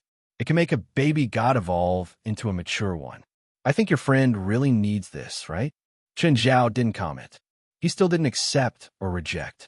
Bader sighed and gave in again. I can give you a spot. You can bring along a friend you can trust. Bader, if there's nothing else. I'm leaving, Chen Zhao said, standing up. Wait. Bader stopped Chen Zhao again. Is there anything else? God of Light. 2. Bader said with a dark expression. Bring 2 people, whether to help you fight or to guard against me. It should be enough. No, 3, Chen Zhao said firmly. And I want 10 chances to choose the spoils. You're asking too much. You know that there are only a dozen treasures left in the treasury, but now you want more than half. You're too greedy. I'm very curious. Is it Odin's treasury that you want? Or Asgard? If you want Odin's treasury, I'm afraid I'm not a good partner. Just like you said, I'm just that greedy. If you want Asgard, you should be prepared to pay the price instead of bargaining with me here. Bader's expression was one of indecision. Chen Zhao drank his wine unhurriedly. It wasn't because he didn't want anything. It was because Bader had made his decision long ago. If he wanted to reject, he would have done so already. He wouldn't be hesitating here. Chen Zhao still didn't trust Bader. This included his every move, every look, every action, and even his current hesitation. Finally, Bader sighed and raised his head to look at Chen Zhao. Fine. I hope you and your companion can keep our agreement. I don't want to fight you. Believe me, I might not be able to beat you, but I can definitely create a disaster. You definitely don't want to do that. Chapter 2968. That's basically what he said. After separating from Bader, Chen Zhao went to find Zhang Tianyi, Bifla, and 23rd Blood Mary. He told the 3 of them about his conversation with Bader and asked them to help him analyze it. Let's make a hypothesis, Bifla said first. Let's say that Bader has evil intentions. Of course, it's very likely. Everyone nodded and waited for Bifla to continue. Let's say that his target was Chen Zhao from the start. No matter what, it's him, Bifla said, pointing at Chen Zhao. Chen Zhao rubbed his nose. I don't think so. Apart from beating him up, I didn't do anything else. Bifla continued. Destroying Odin's soul and obtaining Asgard might be real, or it might just be a pretense. Perhaps he hopes that both of you will be injured so that he can reap the benefits. But the possibility of this is very small. Why is it small? Chen Zhao retorted. I think it's more likely. Bifla shook his head. If destroying Odin's soul is his main goal, he won't reject us because our participation will greatly increase the success rate. On the other hand, if he rejects us, the success rate will decrease. So, Bader's goal isn't to destroy Odin's soul and obtain ownership of Asgard. Chen Zhao finally understood Bifla's logic. So, it's most likely that he's targeting you. Is this guy really that narrow-minded? Chen Zhao was confused. It's fine if he's petty, but he's taking a huge risk. Do you think it's possible for him to take such a risk to take revenge on me? He might have some secret weapon to deal with you. Of course, as a person who values benefits, if it's just your past grudges, there's really no need for him to deliberately deal with you, unless there's some benefit in dealing with you. Everyone looked at Chen Zhao. Bifla continued. Think about it carefully. What exactly do you have that he wants? Or what did you take from him unintentionally? Chen Zhao didn't understand, and the others were even more confused. He rejected us in the beginning. but now he accepts our participation. Why is that? Does he have a way to deal with all four of us at once? Chun Zhao felt that only an idiot would deal with all four of them at once. Even Chun Zhao's head would explode if he had to deal with two of them, not to mention the four of them. Bader was not at this level. With his intelligence, it was impossible for him to make such a stupid decision. He doesn't have to deal with all four of us at the same time. Bifla said if he had a helper, he could have stalled the three of us first, and then he would have used his secret weapon to finish you off in the shortest time possible. Do I look that easy? Chun Zhao asked helplessly. The seal could be considered a weakness, Bifla said. If that's the case, there's no need to worry too much. With Chun Zhao's current strength, it's almost impossible for him to be sealed for a long time. Even if he finds a few people of the same level and uses a large number of god artifacts, they'll only be able to suppress Chun Zhao for a short period of time at most, Zhang Tianyi said meaningfully. Chun Zhao glanced at Zhang Tianyi. He seemed to have noticed something. Did you gain something recently? I've officially reached Ascendance level now. You didn't really enter it before? Bifla asked in astonishment. It's not that it's not Ascendance level. It's perfection. That's what it means. What's the difference? My strength is about the same. There's a slight improvement, but it's nothing compared to my original strength, Chun Zhao said. The real improvement is that I've perfected my internal and external worlds. Now, I no longer need to absorb spiritual qi from the outside world. My internal world will produce spiritual qi on its own. Everyone gasped. They couldn't help but look at Chun Zhao more seriously. Of course, they knew what this change meant to a cultivator. To a certain extent, Chun Zhao had truly achieved an inexhaustible supply of magic. That's why I said I can't suppress you anymore, Zhang Tianyi said. How did you know? Chun Zhao asked in astonishment. I've just formed my internal world not long ago. Chun Zhao was also the first to discover the cultivation method of his internal world and share it with the three of them. Now that Zhang Tianyi was the first to form his internal world, no one was surprised. Instead, it was reasonable. Chun Zhao nodded. No wonder. Zhang Tianyi probably felt that his aura was different from his own through his internal world. That was why he made such a guess. The specialty of a seal was to seal the spiritual qi in the world. The seal person would no longer be able to absorb the spiritual qi. In the end, the sealed person would run out of magic because they couldn't feel the spiritual qi anymore. Or they would seal themselves and wait for the day they could see the light of day again. But Chun Zhao couldn't be sealed now. Because the spiritual qi was sealed, Chun Zhao's power couldn't be cut off. Unless there were a few beings at the same level as Chun Zhao who kept maintaining the seal. Otherwise, Chun Zhao would break the seal sooner or later. Therefore, most seals were useless against Chun Zhao. Of course, the scariest thing about intelligent beings was that they could come up with all sorts of unimaginable methods. Chun Zhao wasn't sure if there would be a new method to seal Ascendance powerhouses in the future. For example, Zhang Tianyi would be the second person to reach Ascendance. Zhang Tianyi was undoubtedly the most likely person. Therefore, Chun Zhao didn't doubt that he would develop a new sealing spell. Perhaps the purpose of this sealing spell was to restrain him. If Balder has a detailed plan to deal with all of us, then Chun Zhao will be the trump card to turn the situation around. I have an opinion about this operation, said Mary, the 23rd Blood Mari. Everyone couldn't help but look at Blood Mary. To be honest, she was the one with the highest risk in this mission. She couldn't use her full power, and she was weaker than when she was at her peak. Secondly, she wasn't that familiar with her power. It was also possible that Bader had a specific counter to the 23rd Blood Mary. Blood Mary glanced at the three. Maybe I know what the God of Light wants to do. What does he want to do? You know, I'm not sure, but I think my guess might be right. Then tell me, what does he want to do? Not him. It's them.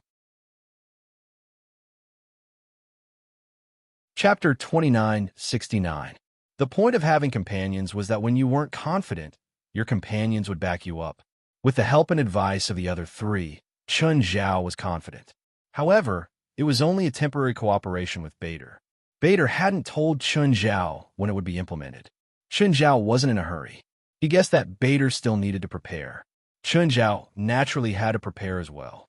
After all, he was facing a god, and there might be more than one. So, Chun Zhao had to be more careful. Even though he was already in the Ascension realm and was known as the strongest in history. But Chun Zhao didn't have the right to be arrogant and ignore everything. The Felix family, the upper echelons, were currently gathered together for a family meeting. Dear family members, I have a piece of unfortunate news to tell you. Chief Tabby Phillimore stood up. The upper echelons, sitting on the two sides, were still minding their own business, whispering in groups of 2 or 3.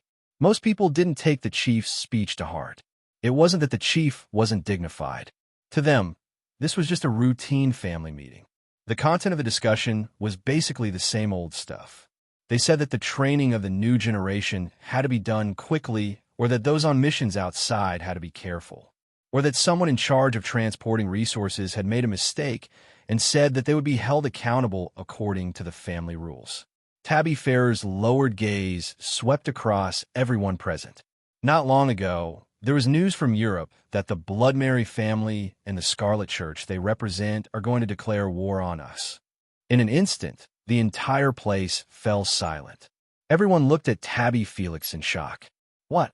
The Blood Mary family is going to declare war on us? Why? Why are they waging war on us? Damn, are their eyes and ears so accurate? We've been hiding for 300 years, a whole 300 years. We've just come out and they can't wait to declare war? Shut up. Tabby Felix slammed the table heavily. I didn't gather all of you here to listen to your ruckus. President, what do we do now? Tabby Felix looked at the pairs of terrified eyes. He was somewhat disappointed in them. As expected, the rise of the clan couldn't depend on them. Since the Blood Mary family wants to start a war, let's start a war, Tabby Felix said calmly. Clan leader, we can't start a war. Yes. Chief, we've been lying low for the past 300 years.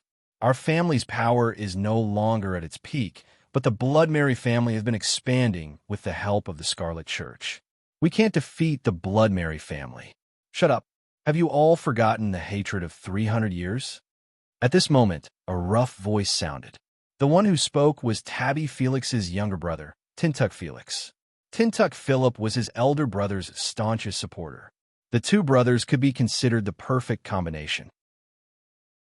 Tabby Felix was good at strategizing, but his strength had never been the best in the family. But it was precisely because of his brother's support that Tabby Felix was able to become the clan leader. Tintuck Fuller was the strongest of his generation in the family. It could even be said that he was the most outstanding genius in the last 300 years. However, his personality was straightforward and violent, so there was no need to talk about schemes. Most of the time, he couldn't even be bothered to listen to a complete sentence. To him, when he could fight, he would try not to talk. At the same time, the brothers were unswervingly pro-war. But the difference in strength is obvious. Someone raised a different objection. On the contrary, perhaps the current Blood Mary family doesn't understand our family's strength at all. Perhaps even you don't understand our family's strength.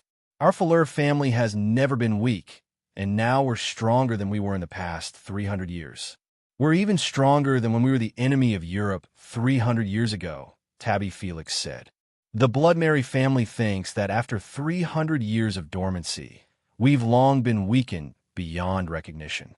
They think that we're pushovers and want to strangle us in the cradle, so they might not send out all their strength. They don't know that our family has only been asleep for 300 years. Now, we're more energetic than ever before. The war 300 years ago brought hatred and humiliation to our family. First, we'll destroy the vanguard team sent by the Blood Mary family, then take advantage of the situation to kill our way back to Europe and once again establish the glory of our Fuller family, Tintuck Fuller said excitedly. Of course, he couldn't say these words himself. His elder brother, Tabby Fuller, taught him to say them. I object. We haven't even purged the supernatural world in North America. It's a very unwise choice to rashly start a war with the Blood Mary family.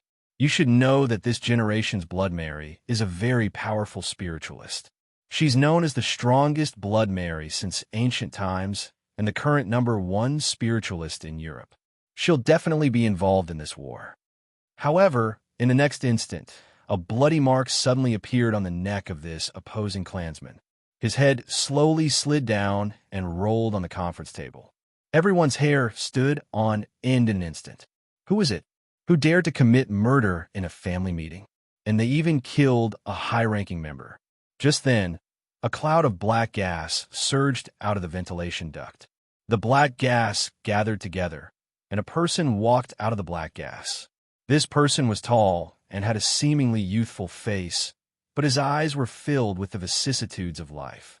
This person carried a sword alone, and his gaze swept across everyone present.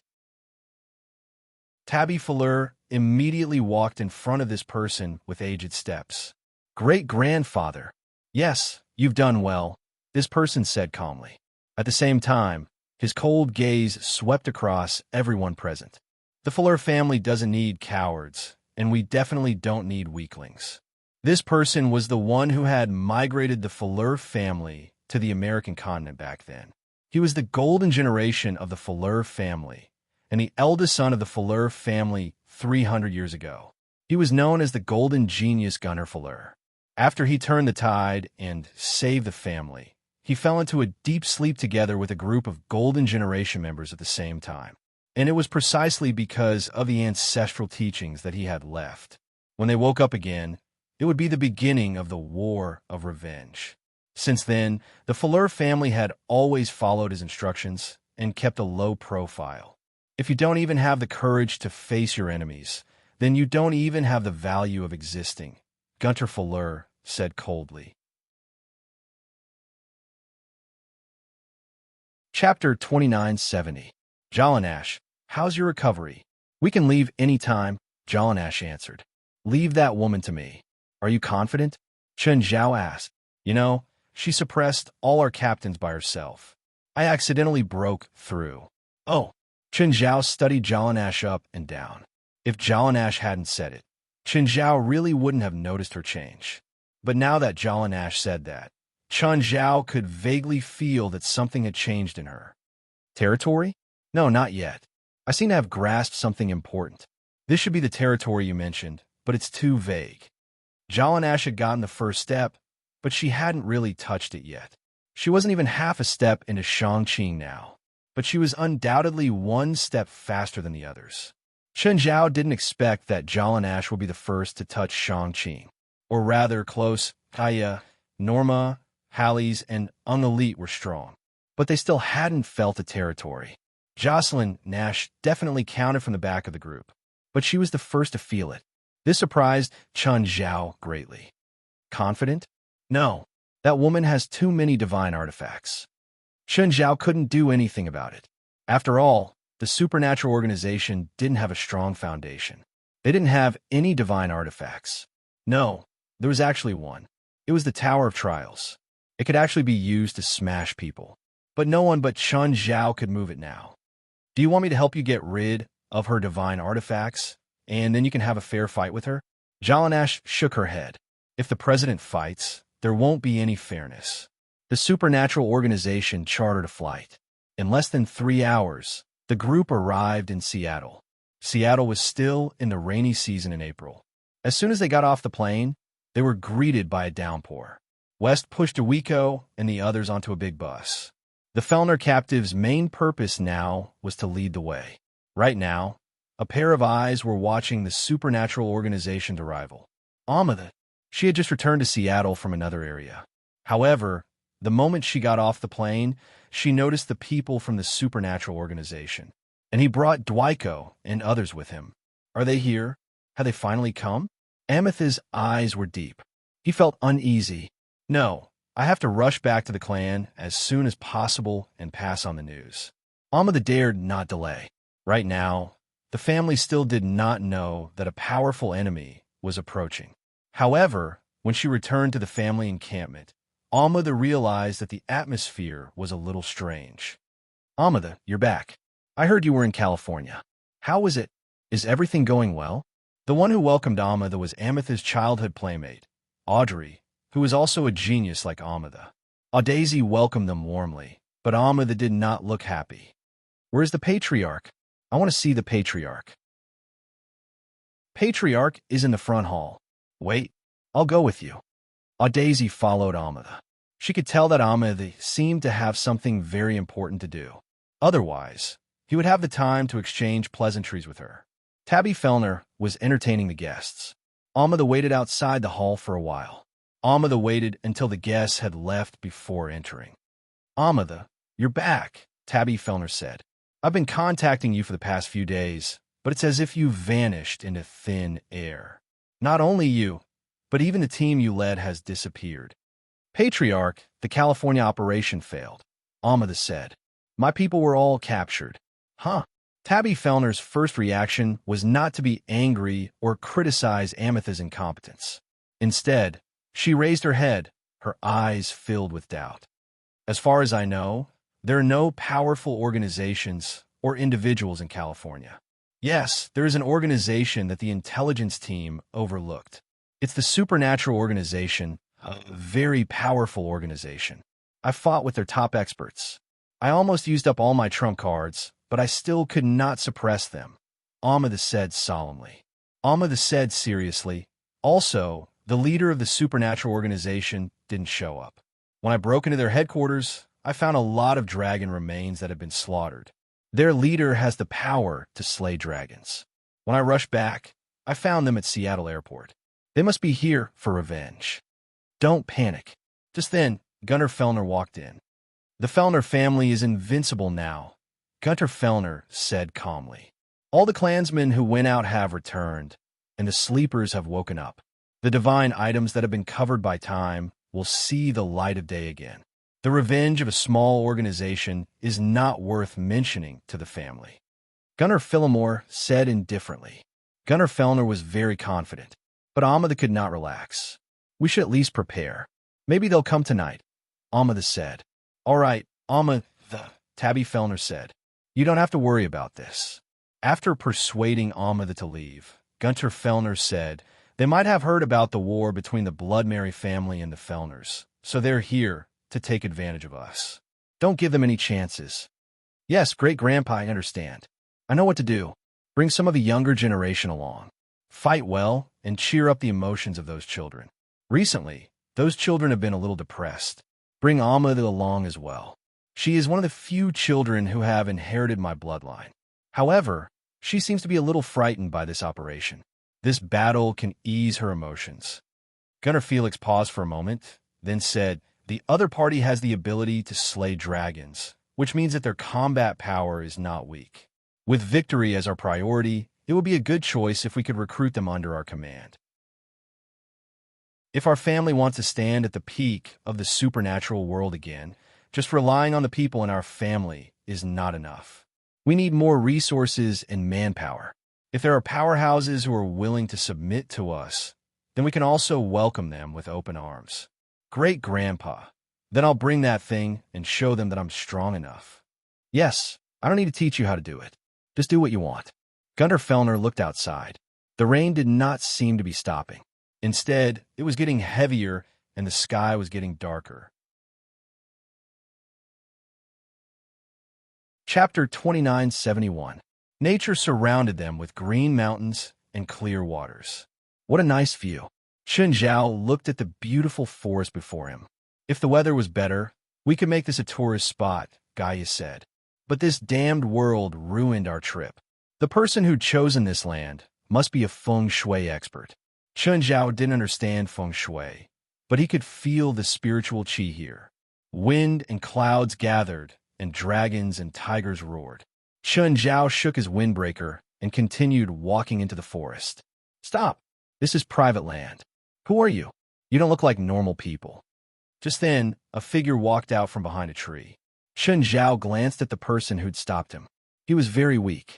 He was probably an outer member of the Fellner family and was only in charge of security.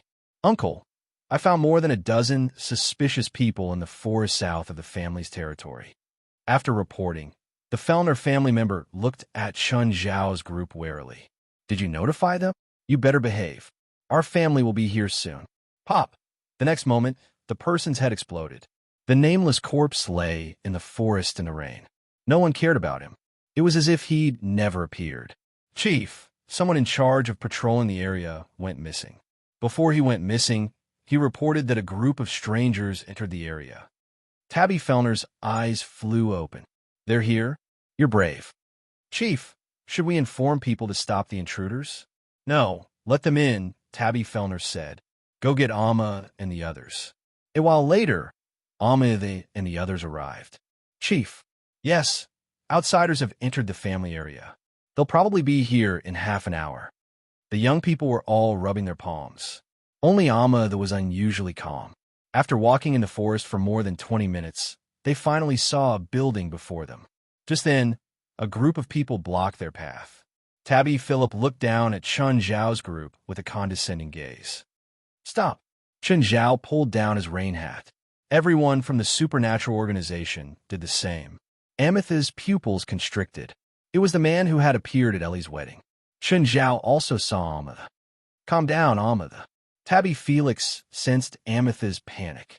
To us, this is just a group of ordinary enemies. In your future life, you will meet many, many enemies like this. You won't even remember their faces and magic. Amethyst took a deep breath and tried to calm herself down. Chun Zhao lifted his hand and waved it forward. An unprecedented sense of danger welled up in Amethyst's heart. Be careful, Amethyst cried out in alarm, at the same time maintaining the protection of the immortal. Then she saw countless raindrops breaking free from the shackles of gravity. It was like a real hail of bullets shooting towards them. Ah, no. Tabby Farrell looked down at the large bloodstain on his chest. Looking around, he saw 7 or 8 outstanding youngsters lying in pools of blood. Amethyst only felt that the rain made her feel cold all over. Her immortal protection shattered in an instant. In just an instant, the other party's terrifying strength had already been displayed. Ah, I'm going to kill you. Roaring, Tabby Farrell suddenly pulled out a silver sword. Terrifying power surged from the sword into Tabby Farrell's body. In that instant, Tabby Farrell's aura increased 10-fold, 100-fold. However, a thug grabbed Tabby Farrell's face at that moment. Under everyone's gaze, Tabby Farrell's head was crushed. Under everyone's gaze, Tabby Farrell's head exploded. Chun Zhao picked up the silver sword. Looks like this is a divine artifact. Chun Zhao pointed his sword at the remaining geniuses of the Felix family. Apart from her, you can go back now. Tell your leaders and higher-ups that we're here for revenge. The supernatural organization is here for revenge. They are here to destroy your Felix family. You have 10 minutes to prepare. The geniuses of the Felix family looked at each other. They didn't know if they should tell the enemy before them. Tabby Farrell, whom he'd just killed, was their leader. But in the end, no one spoke. Everyone was running away from the intruder. Looking at the fleeing figures, dozens of black balls appeared in Chun Zhao's palm. In an instant, he caught up with those who were running away. They didn't expect that the intruder who'd asked them to inform them would suddenly attack them from behind. Why did he launch a deadly attack at their backs in the next moment? Seeing her playmates, her family, and her siblings die before her, Amethyst finally couldn't keep calm anymore. Why? Why did you do that? I suddenly feel like it's stupid to ask the enemy to inform us, Chun Zhao said casually, shrugging. President, the commotion you made just now was enough to alert everyone. Let's see if there's anything valuable on those kids. Chun Zhao didn't forget that he wasn't here for revenge. He was also here to rob the Farrell family. The others all went to pick up the corpses. Only Jalanash didn't move. She looked at Amethyst calmly. Amethyst seemed to have sensed Jalanash's intention. Without wasting time, 3 gems landed on the ground. Flame Treader, Quetzalcoatlus, and Griffin were summoned. I'll be the judge. Chun Zhao glanced at the 3 disaster-level magical beasts. 2 black balls shot toward Quetzalcoatlus and Griffin. In an instant, the heads of Quetzalcoatl and Griffin exploded. The 2 gems in Amethyst's hand shattered. Okay, I'm a fair and just judge. Chun Zhao had an approachable smile on his face. Jalanash, have fun. Amethyst didn't criticize anything. Fairness never existed in this world. It was just like when she and her subordinates had attacked Jalanash.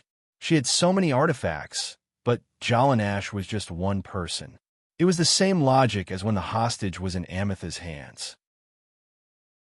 Now, Zhao Nash was Chun Zhao's, so it was natural that Chun Zhao would help her. Suddenly, Chun Zhao felt many unbelievably powerful auras descend from the sky. Is the master here? Chun Zhao looked up at the sky. The higher-ups of the Farrell family were all here, as well as the golden generation of the Farrell family. It was still the same condescending attitude. The same condescending attitude.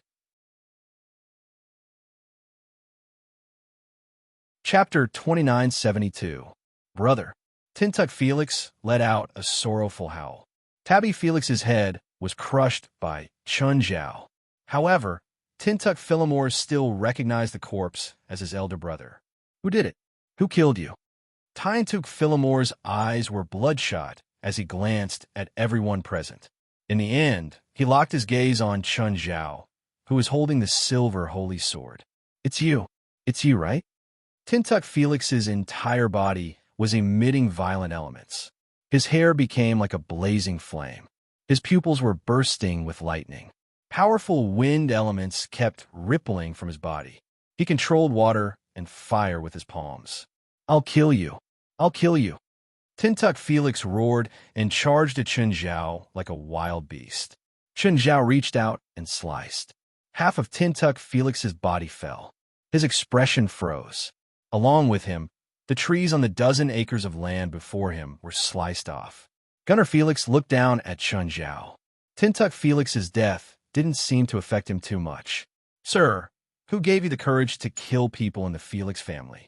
If you can kill others, others can naturally kill you. Isn't this a very simple logic? You think you have the right? Chun Zhao smiled. What do you think? I admire your courage, but you picked the wrong opponent. Gunner Felix looked at Chun Zhao coldly.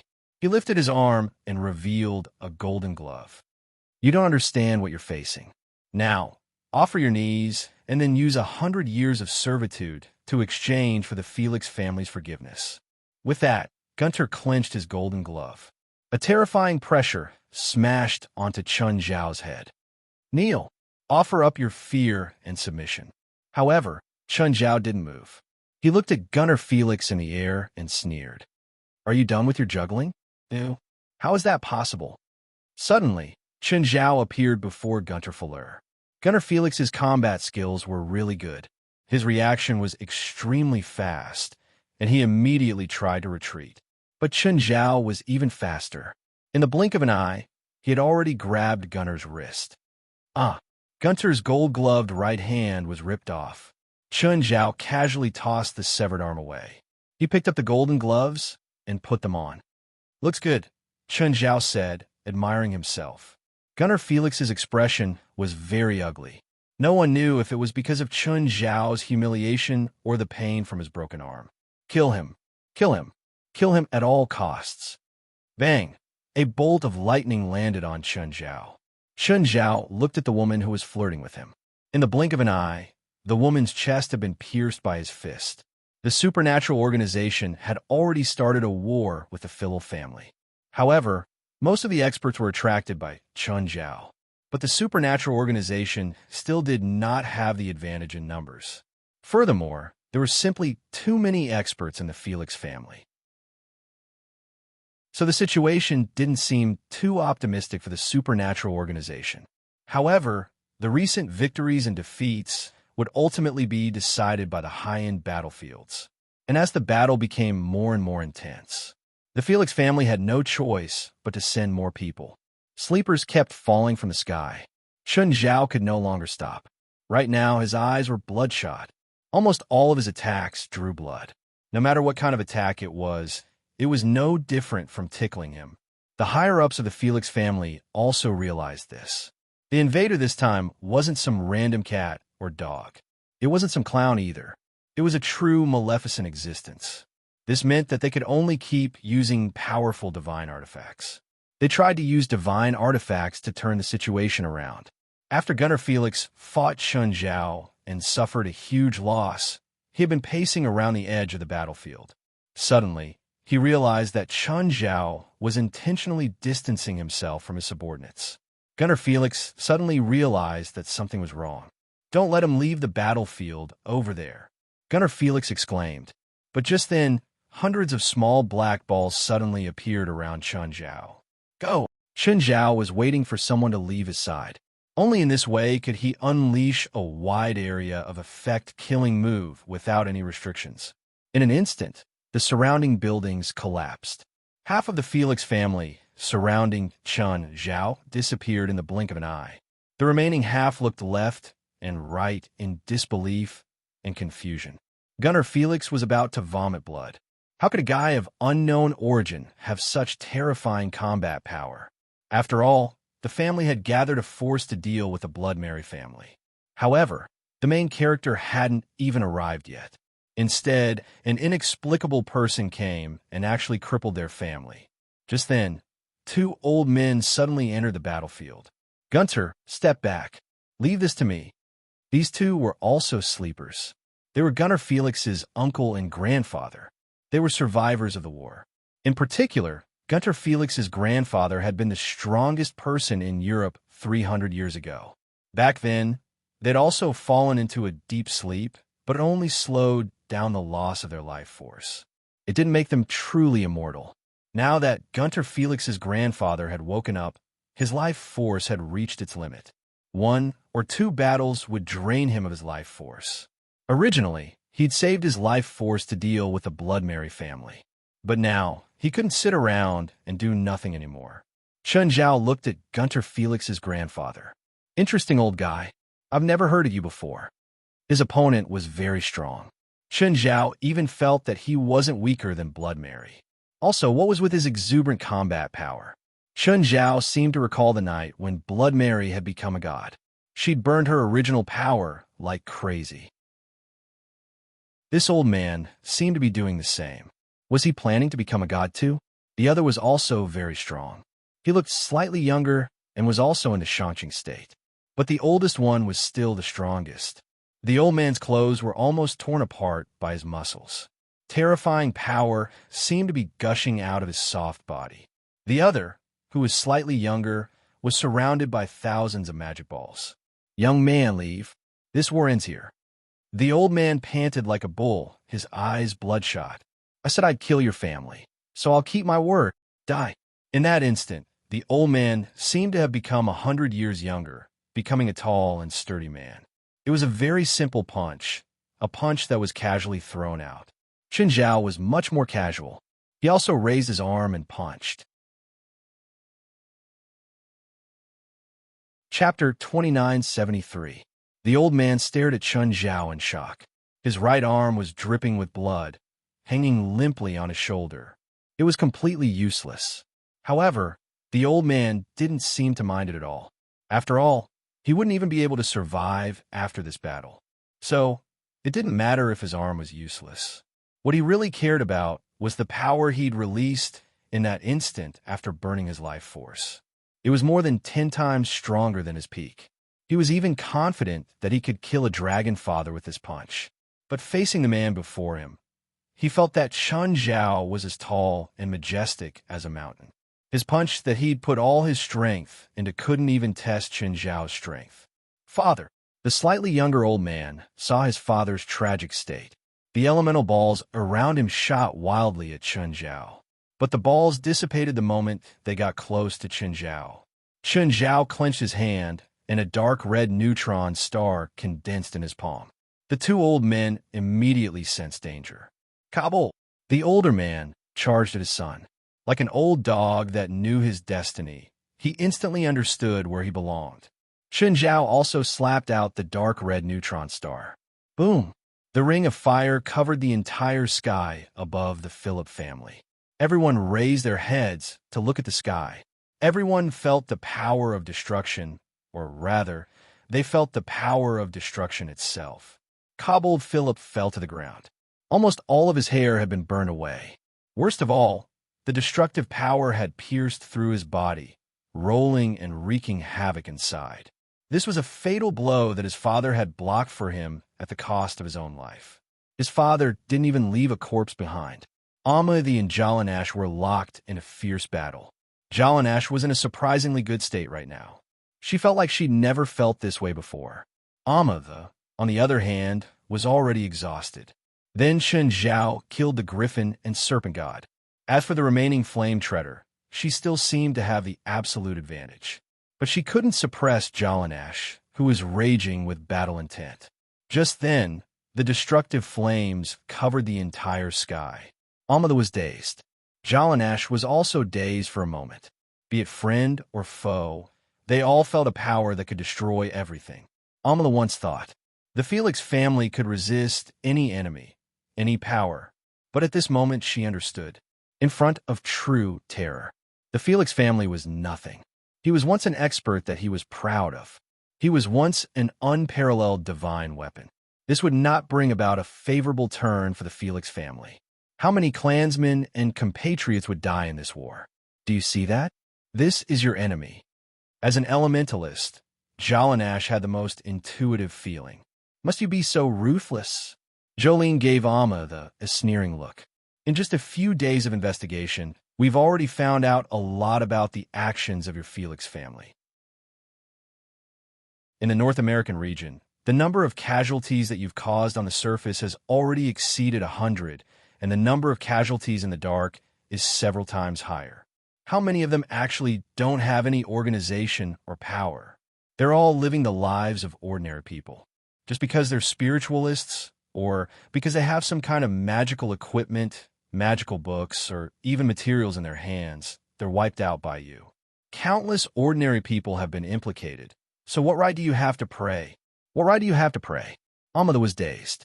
Suddenly, her gaze became firm again. Since praying doesn't work, let's fight. Jalanash, however, calmed down. You can't really control the flame treader as you wish, so you can't beat me now. I heard that you have a divine weapon that can temporarily transfer the magical beast's power to yourself. You can use that move. This should be your last chance. Yeah, I almost forgot about that, Amma said with a smile, but her smile looked a little forced. Using the divine weapon to borrow the power of a magical beast could indeed allow one to reach unimaginable power in a short time. But this method had a price too. The flame treader suddenly turned into a ball of flames and melted into Amethy's body. Right now, Amethy's entire body was on fire. Once again, Jalanash's fighting spirit rose. At the same time, in the center of the battlefield, it was also the Felix family's territory. Right now, it was unrecognizable. Everyone in the Felix family stared at Chun Zhao with hatred and fear. The pain Chun Zhao had brought them was even greater than the war 300 years ago. Many of them were survivors of the war 300 years ago. But now they died in Chun Zhao's hands. At that moment, Gunter Farrell finally realized the unequal status between the two sides. His grandfather had died in battle, and his uncle couldn't fight back anymore. Gunter Felix looked at Chun Zhao, who was rampaging like a demon. Finally, he took out a golden dragon statue. You forced me to do this. This was Gunter Felix's final trump card. It was also the Felix family's ultimate trump card. A wave of aura spread out. A golden figure flashed across the sky. At the same time, there were more than 10 extremely powerful auras. Chun Zhao looked up. The newcomer wasn't unfamiliar. Giant Dragon, the emperor of giant dragons. There were also more than 10 dragons at the level of Dragonfather with him. The Dragon Emperor landed in front of Gunter Felix. However, his gaze landed on Chun Zhao. His golden pupils suddenly contracted. Your Majesty, Gunter Felix knelt on one knee and welcomed the Emperor. I beg you to complete the unfinished deal from 1,000 years ago. You represent the Felix family? Yes, I represent the Felix family. Then tell me what you want, the Emperor said. Kill him. Kill this intruder. Gunter Felix pointed at Chun Zhao. The remaining Felix family members all cheered. They didn't expect Gunter Felix to have such a powerful trump card. A trump card that could turn the tables. The Emperor sighed. I can't do it for a child of the Felix family. What? Gunter Felix was stunned. All the Felix family members were stunned too. Why? Why? I can't beat him, the Emperor said honestly. The Dragon Sovereign said honestly, he's the strongest human in this world, or rather, the strongest living being. Both the known and unknown can't defeat him. How is that possible? You're the Emperor, Gunner Felix and everyone else in the Felix family couldn't accept the Emperor's answer. I can't kill him. I can only help you and your family in my own way. The Emperor looked at Chen Zhao. Sir, this is the second time we've met, right? You want to interfere in my war with the Felix family? Chapter 2974. In this war, you can make your request. The Dragon Emperor didn't continue. Kill everyone in the Felix family. 1,000 years ago, the ancestors of the Felix family made a deal with me. In that deal, I obtained what I wanted. At the same time, I made a promise that in the future, the Felix family could make 3 requests of me. As long as it was within my capabilities, I would do it. As long as you let the Felix family go, I can give you the rest of the promise. Chen Zhao sneered at the Dragon Emperor. The feud between me and the Felix family can't be resolved. I killed so many of their people. Will they give up on revenge? So, only one side can die in this war. I can promise that they won't seek revenge from you again. I won't believe anyone's promise except the dead. Then let me put it another way, the Dragon Emperor said. What price do I have to pay to keep them alive? Chen Zhao chuckled. 100 dragon fathers. I'm a bit short on money these days. The Dragon Emperor didn't feel good. There were less than 100 dragons in total. Moreover, he protected the Felix family because of his promise. But that didn't mean he would sacrifice the benefits of the dragon race. He wouldn't even sacrifice 1 dragon father for an outsider, let alone 100. I can seal their entire family for 100 years and give you all their collections. If I kill them, their collections will be mine too. I'll give you a promise, just like Ancestor Felix from 1,000 years ago. Why are there 3 of them? And I'm the only one left? Are you looking down on me? The Dragon Emperor took a deep breath and suppressed his anger. If not for the fact that he couldn't beat Chen Zhao, he would have sent Chen Zhao to a sauna. With your power, you can do whatever I can. You can also do whatever I can't.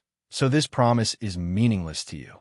Whether I need it or not is one thing, but whether you give it to me or not is a problem of attitude.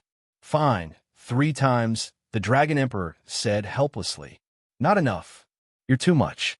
All you have right now is your mouth. You haven't done anything, and you want me to let them go? What do you want? Does your dragon clan have any clan protecting treasures? The dragon monarch's face darkened. No, don't even think about it. They need to be sealed for 300 years. I should be able to live for 200 to 300 years. Anyway, as long as I'm alive, if they appear before me, I'll make them disappear completely. As for whether they want to take revenge on my descendants after 300 years, that's their own business. I'm too lazy to care about their afterlife. If I'm still alive after 300 years, they probably won't dare to mess with me. Sure, the Dragon Monarch didn't care if he had to seal the Felix family for 100 years or 300 years. He was only doing what he could to end this war as soon as possible. The Dragon King extended a finger.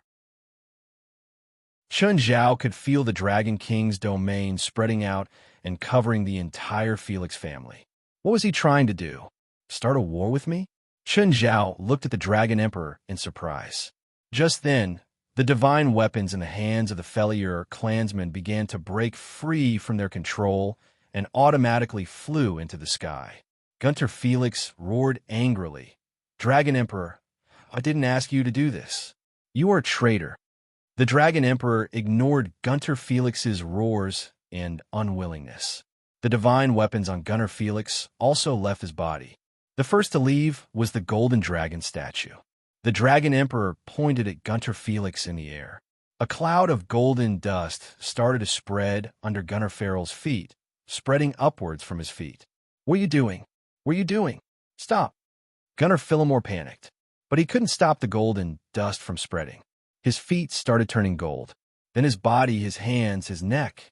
No, I can't accept this. Finally, Gunter Felix turned completely into gold. The divine weapons of the Felix family rose into the air under the Dragon Emperor's control and circled around him. At the same time, the golden dust started spreading in all directions. Human, you can leave with your people now. Is that a seal? Chen Zhao still stood where he was. It's banishment. Their bodies and souls have been separated. The souls are banished to nothingness while the bodies are sealed in the golden dust. The Dragon Emperor pointed at Chun Zhao with his claws. The surrounding divine weapons all shot toward Chun Zhao. Chun Zhao didn't move. The divine weapons were controlled by Chun Zhao's domain. "Let's go," Chun Zhao ordered. The matter with the Felix family had come to an end. Chun Zhao didn't want to fight the Dragon Emperor. It wasn't because of his power. Rather, it was because he represented balance. He restricted the evil dragons in the dragon race. As the pro-human faction in the dragon race, if the Dragon Emperor died in Chun Zhao's hands, the evil dragons would have a reason to take revenge on the humans. Secondly, Chun Zhao and the supernatural organization's requests had basically been fulfilled. Indeed, killing all the Felix family was the best choice. But Chun Zhao and the other members didn't care.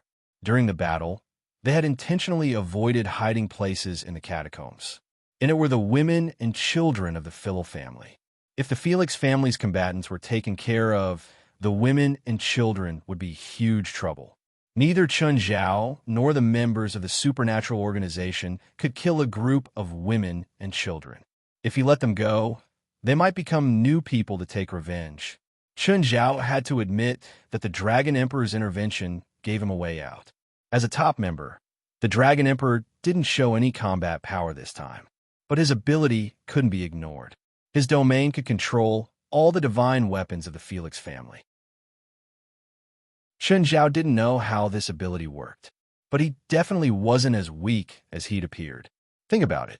If he could control the divine weapons more precisely to fight and attack, it definitely wouldn't be that easy for Chun Zhao to win. Also, this was just the Felix family's collection. What about his own collection? What about the dragon race's collection? Thousands, tens of thousands of god artifacts. What kind of majestic and great power would that be? This kind of control was completely different from Chun Zhao controlling the divine weapons around him. Chun Zhao could only hold them, but the Dragon Emperor could use them. Jalanash, did you win? Chun Zhao saw that Jalanash was injured again.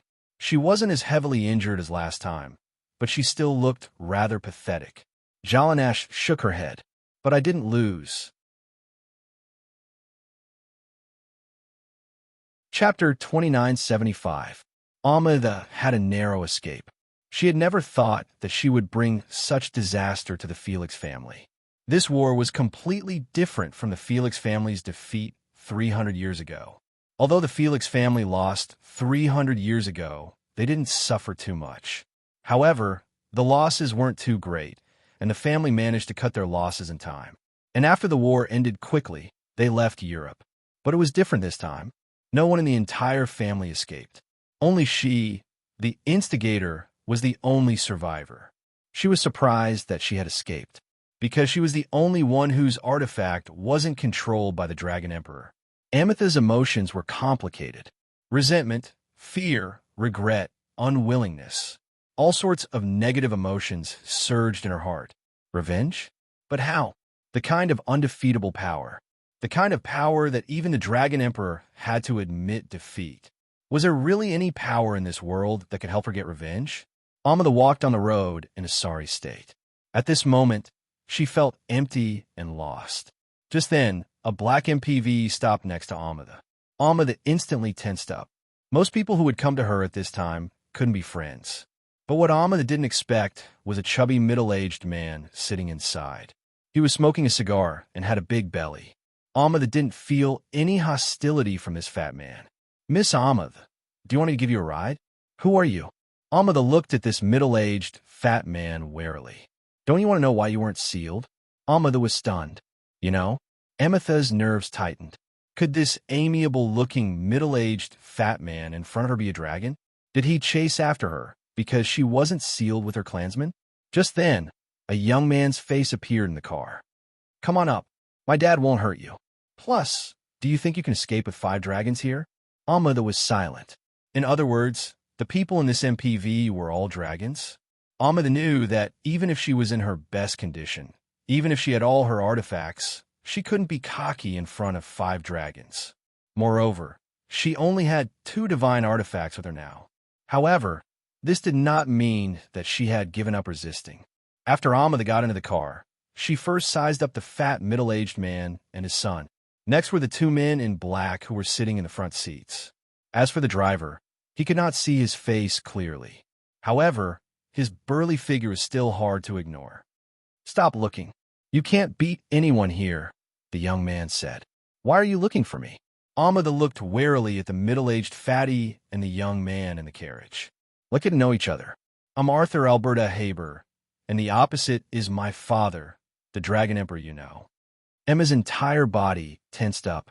She had just seen the Dragon Emperor's true form not long ago.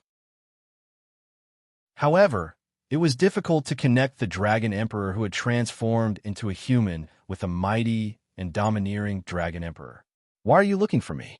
Do you want to seal me too?" "No." The Dragon Emperor rolled down the window and tossed the cigar out. Amma had been waiting for the Dragon Emperor to continue.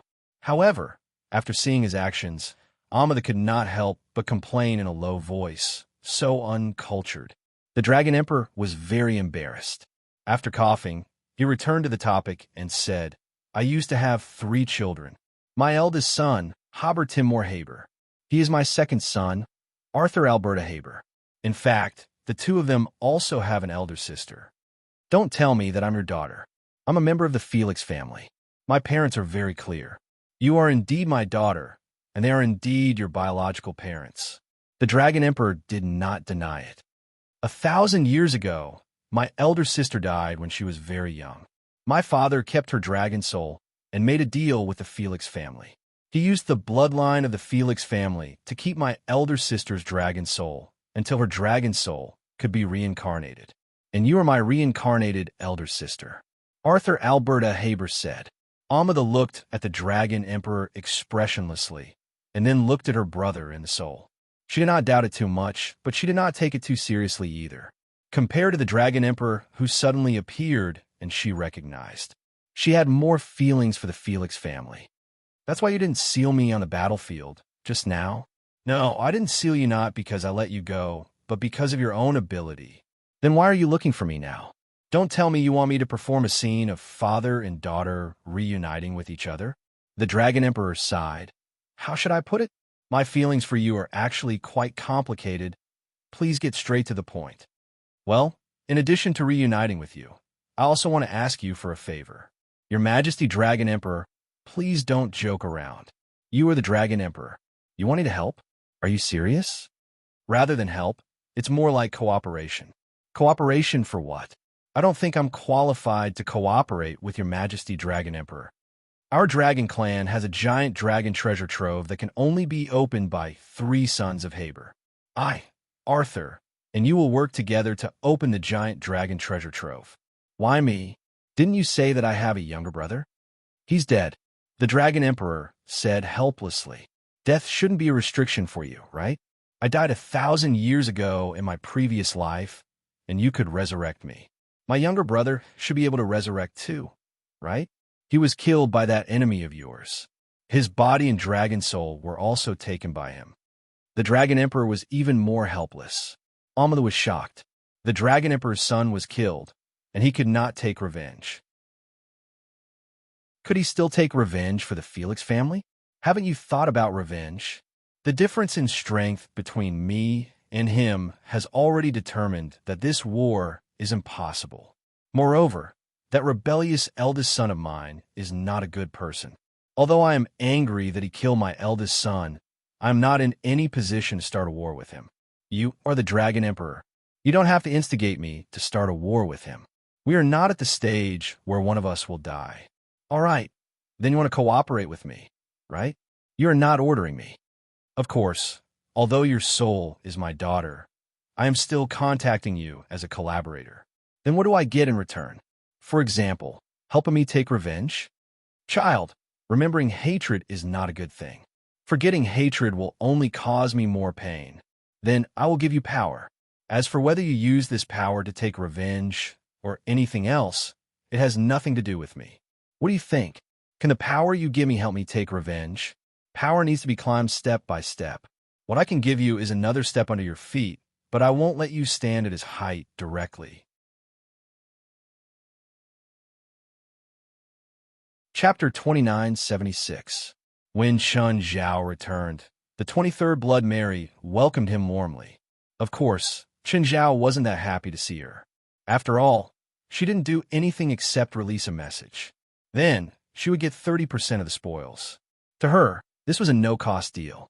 But Chun Zhao still had to keep his promise. The 23rd Blood Mary didn't do anything. In fact, using her identity to release the message was a price in itself. Without her message, Chun Zhao probably wouldn't have been able to wipe out the entire Tyler family. He also wouldn't have gotten such a huge amount of spoils. What do we split it? Mary asked. Can I pick 30%? No way. Chun Zhao shook his head. I don't recognize most of the things here. If you pick first, the rest will probably be worthless.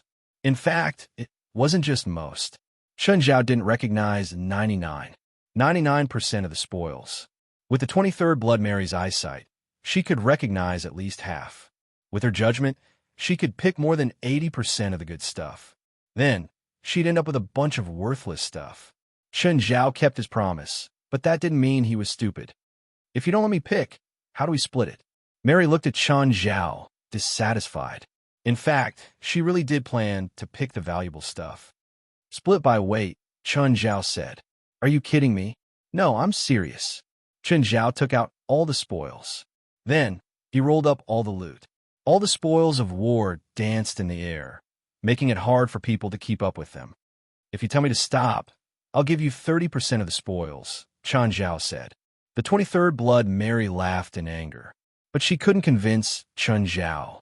Now that they were divided according to weight, it was purely based on luck. Stop! Clang! After a series of banging sounds, nearly 100 magic tools were thrown in front of the 23rd Blood Mary. They were big and small, all kinds of colors and shapes. The 23rd Blood Mary looked at the things before her. She was happy and disappointed. There were indeed many good things, but they definitely weren't as valuable as what she'd picked herself. Do you have any objections? If you're not satisfied, I can give you another chance to exchange for the spoils of war. Forget it. The 23rd Blood Mary accepted the result without hesitation. After all, changing again might not be as good as the first time. All right then, the magical tools will be divided like this. The rest will belong to me. Then, he took out some magic materials. The distribution of magic materials was much simpler. They just had to divide the magic materials according to the ratio of 3 to 7, compared to magic tools. Magic materials were the real harvest. The Felix family was a millennium-old family. 300 years ago, they launched a war of plunder. It almost scraped the surface of Europe. As a result, they needed a huge amount of magic materials. A single magical material could be measured in tons. Of course, with such a huge amount of magic materials, it wasn't easy to deal with them. The happiest was, of course, Ruan Faxburn. Is everyone done? Mary, the 23rd generation's blood, was also surprised. He even felt a little regretful. If he had known earlier that the Farrell family was so wealthy, he wouldn't have done so. She would strike before the Fallers jumped out. Yes, but do you still remember what you owe me? Last time, when she'd traded the golden apple with Chun Zhao. Because Chun Zhao had asked for half of Fenrir, Mary still owed Chun Zhao something worth half of Fenrir's magic core. It could be a magic core or anything else. The 23rd generation's Blood Mary looked at Chun Zhao awkwardly. I thought you forgot. Actually, I've already forgotten about it. I didn't expect you to remember. Haha, aren't you taking this opportunity to settle our debts? The 23rd generation's Blood Mary looked at her spoils of war and thought about it with a pained heart. Since it was a deal based on honesty, she obviously couldn't fool Chun Zhao. After all, Chun Zhao would take her payment to Bifla or Zhang Tianyi later for verification. If she was exposed, she would lose face. More importantly, she would lose their friendship. That would be a true loss. But Fenrir wasn't an ordinary magical beast. It was the legendary demonic wolf that had bitten Odin to death. It could be called the #1 beast in history. So, ordinary things really couldn't be compared to Fenrir's magic core.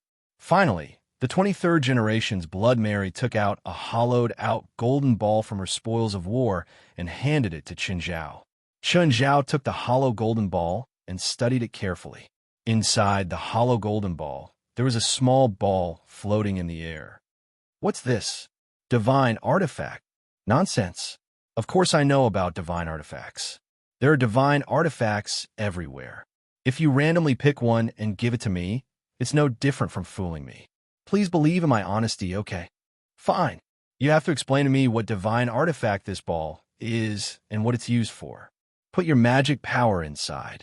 Don't put too much in, or it'll explode. Chun Zhao followed the 23rd generation's method and carefully put in his power. Just then, Chun Zhao felt a blurry aura. Chun Zhao's mind seemed to connect with that aura through the hollowed-out golden ball. Huh?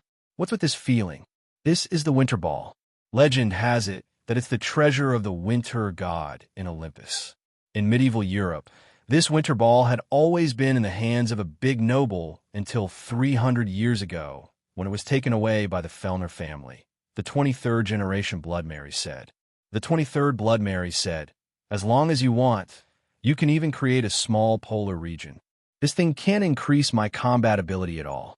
The 23rd generation Blood Mary almost smashed the divine artifact into Chun Zhao's face. She finally calmed down, but her tone was still displeased. Are you kidding me? Where do you want me to find something that can increase your combat ability? Chun Zhao smiled awkwardly. Indeed, there were very few things in the world that could increase his combat ability. Most divine artifacts were meaningless to Chun Zhao. Chun Zhao tried it. He was more familiar with it than the first time. At least he knew how to control the winter ball. In an instant, Chun Zhao created an extremely low temperature within a radius of 1,000 meters. This was only the minimum. Chun Zhao could feel it. If he wanted to, all of Los Angeles might fall into winter. But Chun Zhao didn't plan on going against the natural climate. So, to Chun Zhao, this thing was a large temperature regulator or an air conditioner. You're tuning into the Romance Rendezvous YouTube channel. We're so grateful for your support, and don't forget to subscribe to join us on this incredible journey through captivating stories. Your generosity through donations truly makes a world of difference, as it's the primary source of revenue that allows me to expand and enhance this channel for you. Thank you from the bottom of my heart for being a part of this adventure.